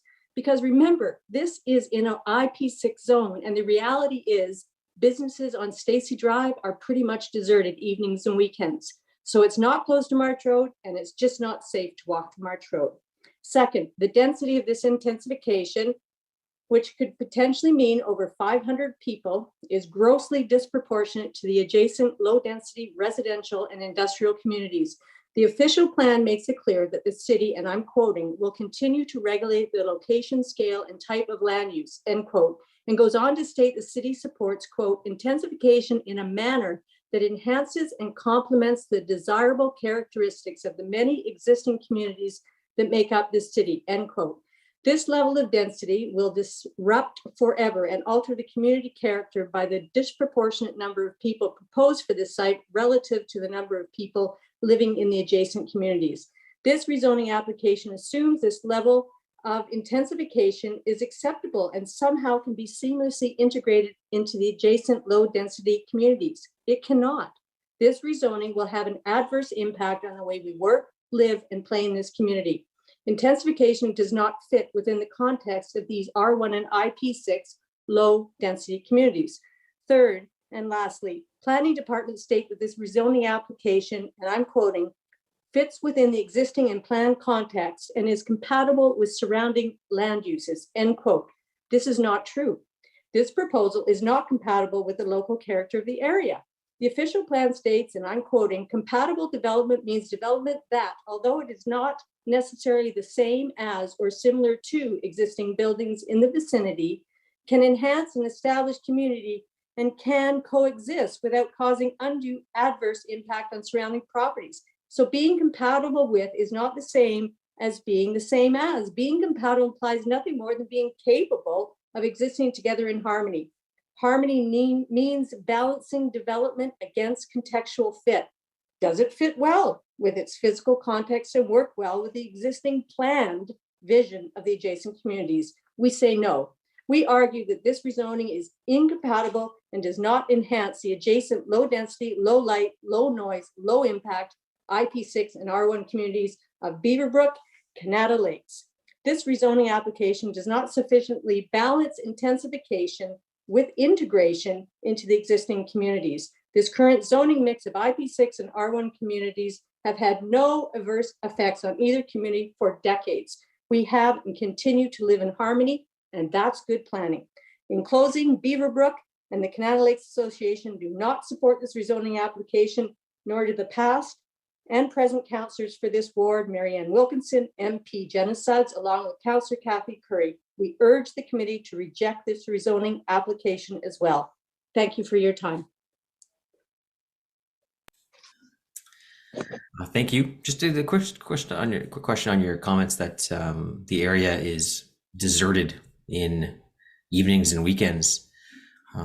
How is that a negative to a residential development? Because if the concern is that people can't get around safely, if you're saying that there's less traffic in the evenings and weekends when residents would be in their homes and making their way around the community, I don't see that as a negative. I mean, the Metro's open every night. Well, if I were to walk down Stacy Drive at night as a woman, as a retired social worker who has worked in ending violence against women, I can tell you not being able to have access to anyone if I am in trouble is a negative, and it's not safe. If I walk on my street in Beaverbrook, there are many, many houses that I can run to. That's not the case because this is an industrial zone. Okay. Councillor Leeper? Thanks. So I think, Gail, it's important to understand what undue impacts or undue adverse impacts you're purporting this development would have if it moves ahead. I've heard a lot about the traffic congestion at the corner of Terran and March and that interchange. What are the other undue adverse impacts it would have in Beaverbrook, say? Well, light pollution for one, over 500, well, over 258 apartments with all their lights on. Noise. This is a very quiet community, and again, the harmony that we have with our business communities, we have a certain profile of density, of noise, so it would dramatically change. This is if you've not been out to the site, it's a small park where people walk their dogs, their footpaths in Beaverbrook, and where the IP6 workers take their walks at lunch. We have a daycare on Stacy Drive, and they take all the little kids out to our little footpaths. So it's just the mass, the density, the lights at all times of day, night and day, because this is a car community. I mean, we're talking about, according to the report that Brazil puts out, which I think their math is wrong on page 7 of Molly's report. When I do the math, it says 242 underground parking spots. So, we're not kidding ourselves. This is a car community right now. And so lights coming down all through the night, noise, depending on who's going to be the residents of these two buildings, it's just going to forever change. We move to these communities and we understand and accept development. We're not anti-development at all. But these communities have lived in harmony because we have similar profiles. Wow. Okay. Does that answer your question? Yes. Thank you. Thank you. All right. Councillor Curry. I just wanted to thank Gail for coming out. She's made all the points there in a row, and I really appreciate your time, Gail. Thank you. All right, from one Curry to another. So we will now go to our last speaker. Thank you, Gail. Appreciate your time today. Our last speaker on this, which is Jane Cody.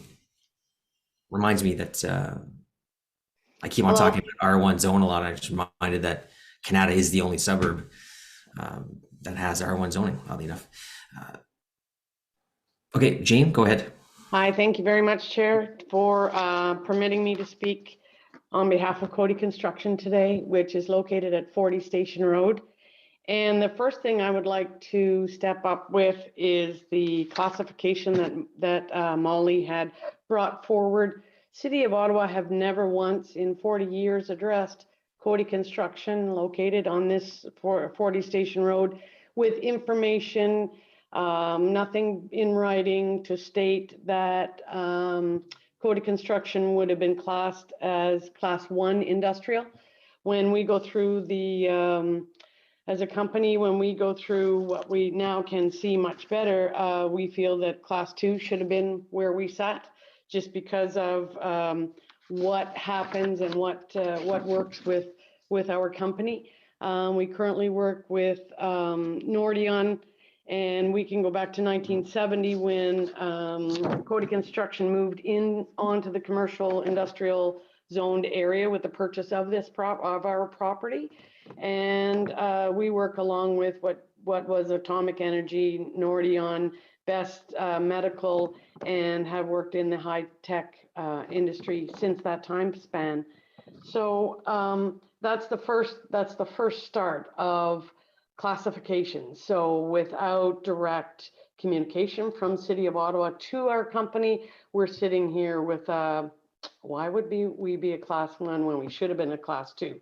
We are industrial. We are we work with, as an example, wood products daily. We have wood products that we process, and with equipment running daily, and the businesses that start up their day, we would have a significant impact as a total group on the thought of this building, potential building, going in on the application that's there. So we look back and back in time, and we say, you know what, over the last 40 years, the lack of maintenance that has come down Station Road has existed.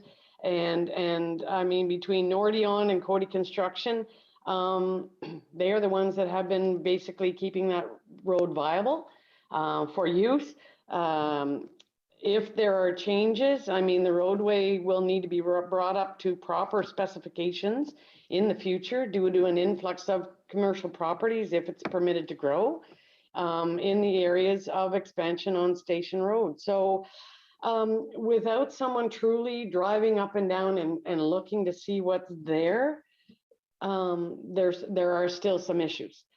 Drainage has been a large problem since the 1970s, and over the years, due to poor maintenance, ditching, requirements for sewer and water expansion, it's created an artesian well at the city-owned railway property line and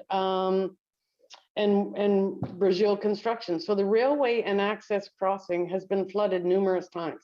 So that's just adding to what other people have also mentioned. And you know what, without having the proper items pulled together as far as our zoning for Cody Construction, which should be Class 2 industrial, which also brings forth the 300-meter potential, which would change the proposal right from the beginning, in a sense. I think that we should be able to communicate in a better fashion on this, because we are industrial, we're there to stay, we wish to be in that area. We work with Kanata Research Park, we work with MDS Nordion, now known as BWXT, on one portion of that building, and Algonquin College.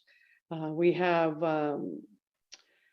hydro trucks, 6, 8, 10 at a time, located on our property that are staying overnight and parking their vehicles, and then they're out in the mornings if that's something that is of interest to anyone. K-Line has been in and out of our property, and to say that we are a Class 1 is not right. So I think there's a little bit of assistance that we need as a company, but I'm hopeful that this proposal is just pushed completely back and completely away.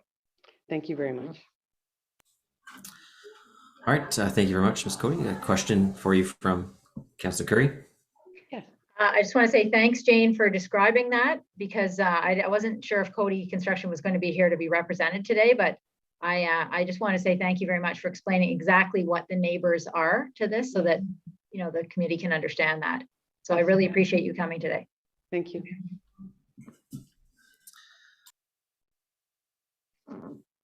Thank you, Councillor Curry, and thank you, Ms. Cody. Seeing no further questions. So We will then go back now to the applicant for questions. I misspoke. There is R1 and other suburbs, but it's Kanata is where it proliferates. Not that anyone cares to hear me correct myself or talk about irrelevant things.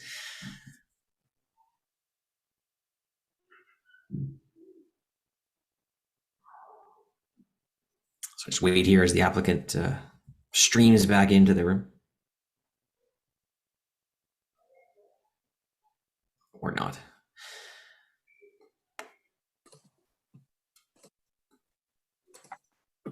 Oh, there we go. Okay, so we have a question from Councillor Gower to kick things off. Thank you, Chair.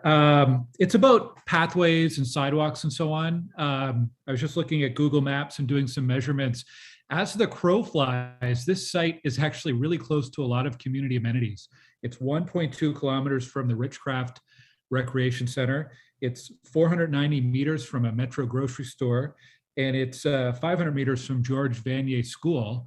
But as one of the presenters pointed out, to actually get there is difficult because there's no direct pathways, there's no sidewalk. It seems to me that this location would actually be really favorable if you could add another sidewalk along Stacy and maybe a couple of strategically located pathways or MUPs to create some better connections, safer connections for pedestrians. I was wondering with the applicant, has the applicant explored any opportunities with some of the neighboring landowners or with the city around securing some easements or potential access for additional public pathways in this area? Yeah, through the chair, I can speak partially on that answer. I can speak of the pathways on site. We have been in discussions with the City Parks Department for about 2 years now. It actually turns out that that multi-use pathway is actually on Bridgeville's property. So the pathway that many people like to enjoy out there does actually cross Bridgeville's property. And as part of this application, we have agreed with Real Estate and Parks Department to make that trail formal and actually have that dedicated to the city. So that multi-use pathway is actually private property that many enjoy. The shortcut over the railway corridor is not being supported by Bridgeville nor the city for obvious reasons. So that shortcut is not sending anybody towards Station Road. That is basically not a safe route. I do have Bridgeville representatives on call as well. They had in the past tried to reach out to some of the owners. Again, most of the buildings adjacent to us are tenants, so there hasn't been any success in terms of securing any easements, and it's very unlikely that any of those private landowners, developers would support a pedestrian easement crossing their property. So at the time being, Stacy Drive is the direct cycling, automobile and pedestrian link to those areas that you're mentioning. So it would not be cutting through any of those private businesses. We see, if you look at Google Earth and if you go visit the site, you see where residents do use the lands. But again, we cannot promote those or say that those are the true walking distances, because that's not true. There's no easements for those. But we will be securing that multi-use pathway that many do enjoy. And again, as this is rezoning, we're looking at basically the change of use in terms of long-term implications. The short-term implications of this will be looked at in an updated TIA as part of the site plan. So again, this is not supporting development at this time more than just the land use. And as we've indicated, we actually have provided replies back to some of the speakers today. In the past couple of days, we did our traffic engineer, who's not able to be on this call today, has provided written responses to many of the requests provided by many of the speakers today. And we also have city staff who can speak about the TIA. So I don't know if Bridgeville I believe that Jean-Luc and Phil Tabat are on the call as well, but that has come up in the past, this question, and the answer that we had was no, that there is no short-term answers in terms of securing easements.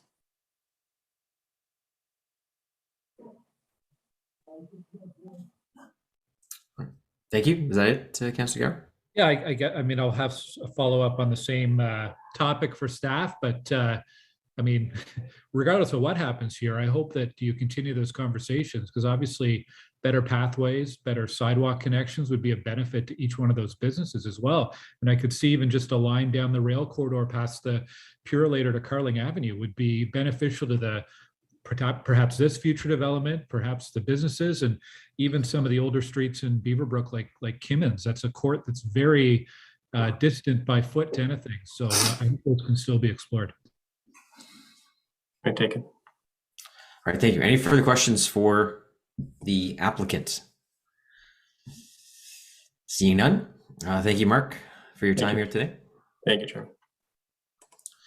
And now we will move to questions to staff. Councillor Gower. Okay, I'm on a roll. I'll keep going. The rail corridor, who owns that? What are the long-term plans currently for that rail corridor? Could it be turned into a pathway at some point? Thanks for the question. It's owned by Nylene, and the applicant has had discussions with them. It's an active rail corridor, so there's no plans to decommission it at the moment. Mr. Chair, if I may offer a quick point of clarification. The rail corridor is owned by the city. We have enjoyed a long-term lease with Nylene where they are responsible for maintenance and management of the corridor. We are currently in discussions with them about renewing that lease on a long-term basis. But at this point in time, there has been no exploration of turning that into a pathway, and likely would not happen unless Nylene were to vacate the corridor and no longer take on the responsibilities for management and maintenance of it. Okay, thank you. For Stacy and the potential sidewalk, does that appear anywhere in the city's future plans for sidewalk upgrade on either side or both sides of the street? It would be certainly contemplated during a site plan application.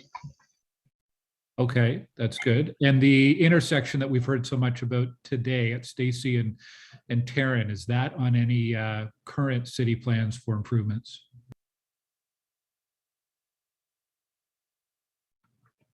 I can speak to that, Chair. There is no current plan to do any major work at Stacy and Tarrant, but I suspect that when the March Road bus rapid transit, which is currently slated for 2031, which is the most up-to-date information I have from my colleagues in transportation planning, I suspect that intersection will be reviewed for any possible changes, because as the TIA states, it's closely linked to March Road intersection. So those two almost work in tandem.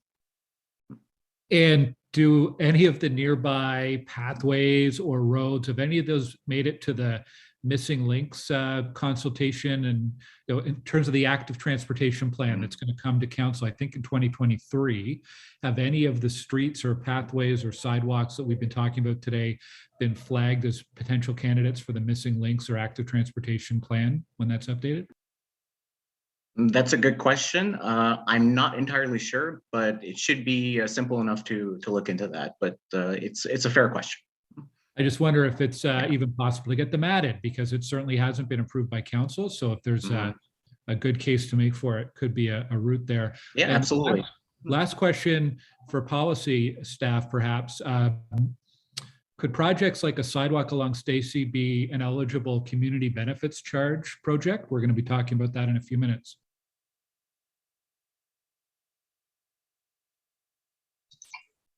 I can answer that one. Sorry. Hi, it's Allison Hamlin. I'm the acting manager in Development Review West. And yeah, we'll be talking about community benefits charge later on in the meeting. It would have to be listed in the community benefits strategy in order to be considered as a project that could go towards that. Okay. Yeah, I didn't, in all my measurements, I didn't mention the length of Stacy to Tarrant. I'm not sure. It looks like it's probably less than a kilometer. Would seem like through one of these policy programs that we have, active transportation plan update, community benefits charges, there's got to be a realistic route to find a way to create a safer passage for pedestrians for a development like this. And staff had mentioned site plan. I guess this is one of our frustrations now as councillors, is that we can say, well, we'll do it in site plan, but as councillors, we don't have that same certainty of oversight that we might have had just a few months ago with the new Bill 109. So thanks, Chair. That's it for me. Chair, if I may add, There is an existing pathway along Kimmins Court that goes all the way down to Terran. There just isn't a city sidewalk itself, but there is a pathway that links to the Stacy site down to Terran. Okay, thank you. Yeah, the MUP that's on the west side, right? So is that winter maintained at all? I'd have to confirm. Yeah, because obviously that's your fundamental difference, right? So if there's a sidewalk on Stacy, that's all of a sudden it's available 12 months of the year, whereas the MUP would not be if it's not maintained. But it does exist; it is there. It's just a matter of, you know, is it maintained? Is that a year-round facility for residents to be able to use? Thank you. So, Councillor Menard, you're up next. Get off Reddit. Reddit and Twitter, both bad things. We got to vote better here, and then I won't be on there. Thank you, Chair. I just wanted to say there's some things here that I can appreciate, and staff have kind of dispensed, I think, with some concerns. There's a future BRT here in the area. The zoning amendment in terms of the height, that seems okay, and there's a 5-meter difference between the homes that are set back in the south. Given the distance from the site, shouldn't be any major impact. But I did have some concerns, some legitimate concerns around this application, similar to what Councillor Gower was saying. And it's mainly around the connections and the infrastructure that are not there, and so it's an awkward kind of fit for apartment buildings. For land that was zoned industrial, there really should be sidewalks here, and the sidewalk should directly connect to March Road. It seems a very circuitous path around industrial sites and through the parking lots to get to March Road. And I think if we want to put housing here, we should be doing somewhat of the bare minimum, right, to work to make sure that the surrounding infrastructure facilities are of high use. As it stands, it seems that the site will be more dedicated to kind of car use, and that's not what we're trying to plan. Again, in our official plan, it seems to not jive as much with what we're trying to do with 15-minute communities and infrastructure to support that in all communities in Ottawa. And so I just wonder our staff's comment on that. Is there more of a plan and a study to come on pedestrian and cyclist use through this area, or is it, as it stands right now, going to be built the way we're seeing it in front of us? What's the future plans around those pieces? As part of the zoning amendment, there aren't future plans for a cycling or pedestrian connection to the site, other than what already exists. And I mean, in staff's opinion, is what exists now conducive to 15-minute communities and what we're trying to build in the OP with the development here? Yeah, it was our determination that the proposal fits within a 15-minute neighborhood. It's in close proximity. It is under a kilometer from existing transit stations, which are planned to be improved. And there are amenities such as grocery stores and services and institutional uses within a 15-minute walk. Okay, and the issue of the proximity to radioactive materials, is there more that you can give us on that? Just concerns or dangers or future threat assessment there? Yeah. So the Ministry of Environment D6 guidelines analysis of compatibility was conducted to assess if sensitive land uses are appropriate adjacent to Class 1 and Class 2 uses. So using the ministry guidelines, the adjacent property at 40 Station Road was classified as Class 1, and further north, Nordion and the other industrial use, which Nordion is a pharmaceutical facility, they're considered Class 2. So in the analysis, it found that the proposal should have the minimum separation distance of 20 meters from 40 Station, and the proposal is outside of the Class 2 area of influence, which is 300 meters. And to determine a Class 1 use, it was determined based on the information found on the business and the current zoning. So the current zoning being business park industrial, it is adjacent to other sensitive land uses such as public parks and residential uses. And that was used to determine that it was a class 1 use and it'd be able to operate in close proximity to sensitive land uses. Okay, thank you for that. Just something that popped out that I wanted to ask more about. Yeah, I mean, I guess, like I say, I have some concerns with this, but also some other things that I think will work here. I guess the bigger one is just the lack of sort of a public planning process first on this, with a private planning process coming to us first instead. Because if the area was going to be switched over to residential, it would have been nice to identify that earlier and have associated amenities prepared for when that occurs, rather than this process, which is kind of backwards.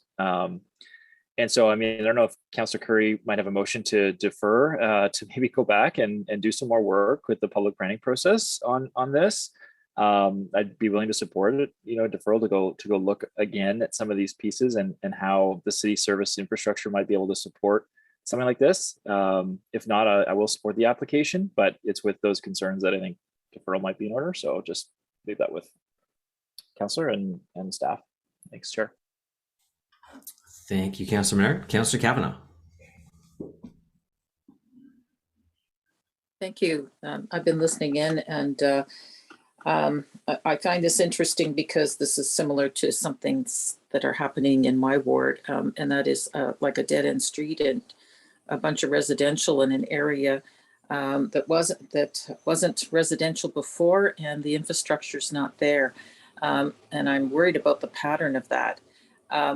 I want to ask a question to Mr. Moody about the rail line. I'm not sure if I was clear if that could possibly be a pathway in the future, because it's obviously very close by, but just checking on that. So Councillor and Chair, the current status of that railway is in fact an operating railway. We do have long-term leases in place, and it's subject to renewal. We're in the discussions to create the corporate real estate office, which, as you may be aware, I'm familiar with still, has been in discussions with respect to renewing that long-term lease. The terms of that lease place the onus for all maintenance and operations on the tenant, which in this case is Nepean Industries, and that generates a significant cost savings and value to the city. So with respect to it someday becoming a pathway, it's not within any current plans to pursue that. It's not identified within the transportation master plan as a project within the affordable network concept, nor is there funding identified for it. So that was the rationale for my answer. Of course, if it should become the will of council to pursue that through the transportation master plan or incorporate funding for that within budgets or the background study for the development charges, that could change in the future. But at this point in time, it isn't a planned work. Okay, thank you, and that's good to point out. But there has been pointed out by other questioners is the lack of pedestrian cycle infrastructure that's already there for such a project, and that's what concerns me, that it doesn't even seem to be planned to be after the fact. I have a lot of concerns about that, and I see this as a pattern. As I said, I have applications coming up that have the similar problems. So is it, like, for example, when we talk about the MUP, is it possible it could become winter maintained? The typical standard for winter maintenance on multi-use pathways is to provide lighting. If you do look at the air photos, there's a considerable network of multi-use pathways that are, in the adjacent to or connected to this site.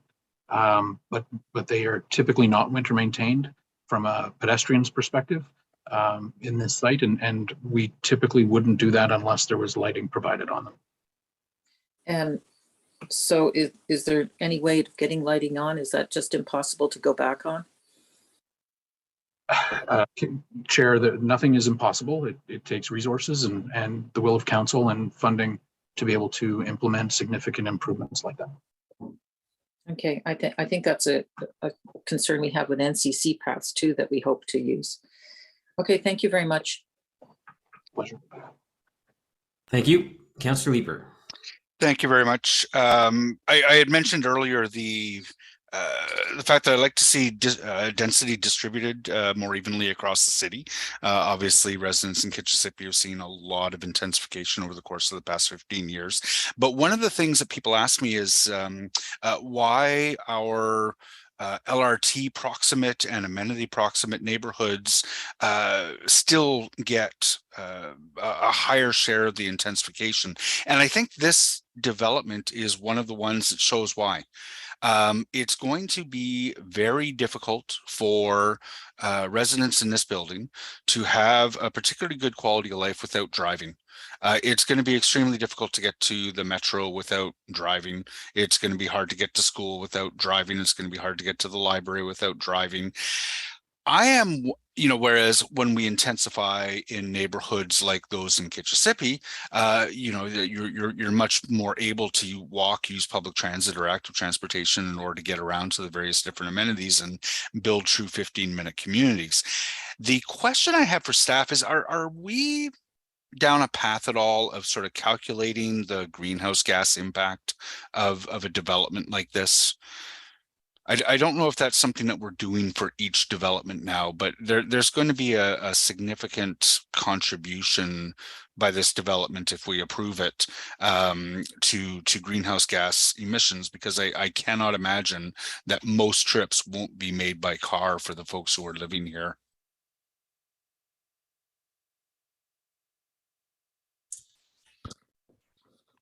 Hello. Yes, Chair. We don't have an answer to that greenhouse gas calculation. There's work being done on high performance development standard where we may have more answers on those kinds of impacts, but we don't have that for this development. Okay. I imagine I'm still going to vote in favor of this. I'm not going to say no to more housing, and the demand is going to be there. People are going to want to live here. But in order to make these communities livable, all the concerns that my colleagues have spoken about with respect to ensuring that there's the appropriate infrastructure to be able to support it are going to have to be addressed. That pathway is going to have to be winter maintained. There's going to have to be sidewalks along here. It's going to be difficult for folks. I don't want to say no to housing. And if you have a car, you'll be able to live here, and it's quite a nice neighborhood. And I imagine that having a diversity of people with various different profiles in the community will only make it a more attractive neighborhood in which to live. But I am concerned that without that infrastructure, we are continuing to add to our GHG inventory.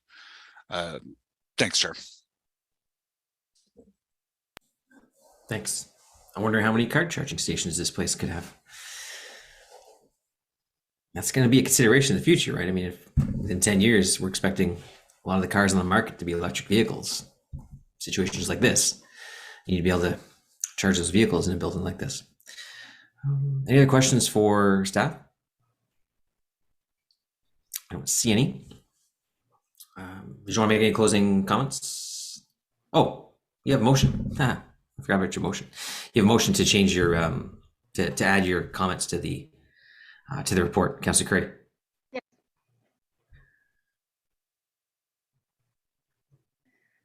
All right. So, I mean, as councillors will remember, we deferred this. So, whereas, do I have to read all of them? Whereas the community consultation was actually held as a result of that deferral. Whereas the consultation produced additional important resident feedback, therefore it be resolved that the comments by the ward councillor in this section of the report, ACS 2022 PIEPS 0077, indicating the councillor is aware of the application related to this report, be amended as follows. You don't have to, so it's up to you, Kathy, what you want to do. You can read these comments, or you can just summarize and make your closing argument against the application. I mean, they both achieve the same goal. Yeah. Because these comments here, I mean, really are in fact quite a lot of what I would say in a closing argument. So I will read these, and then I will just add a couple of other small points. Community members have significant concerns about the rezoning application. The area has been zoned business park industrial for many years and reflects that zoning. Given the neighboring industrial and business locations adjacent, the community feels that allowing residential zoning in the middle of an industrial zoning is poor planning.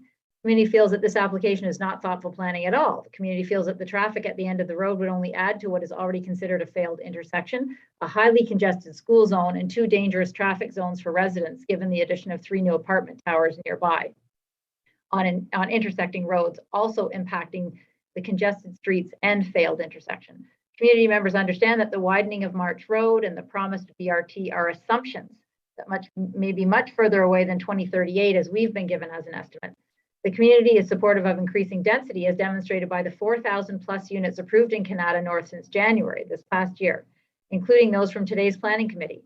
However, overall planning and community design is not present here. The community feels that this is an example of poor planning and ill fit.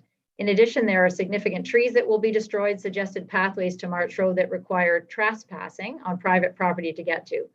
Finally, the neighboring industrial businesses were not consulted and have significant concerns regarding their heavy construction vehicles and noisy business activities that will have residents living within the industrial strip. So I'd like to add those comments. Is there a technical thing we have to vote to add it? Carried. No, we'll just carry them to add them. Okay. Yes. So I made a lot of points there, but for those of you who are still thinking about this, and I appreciate some of the reasons why you think it's important to add additional housing, but in this particular area, this is one of the areas that has been impacted by the pretty significant flooding of the Beaver Pond and the Kissel Drain that will only create further problems. And the community, I think one of the main things they've made the case for is that this is premature.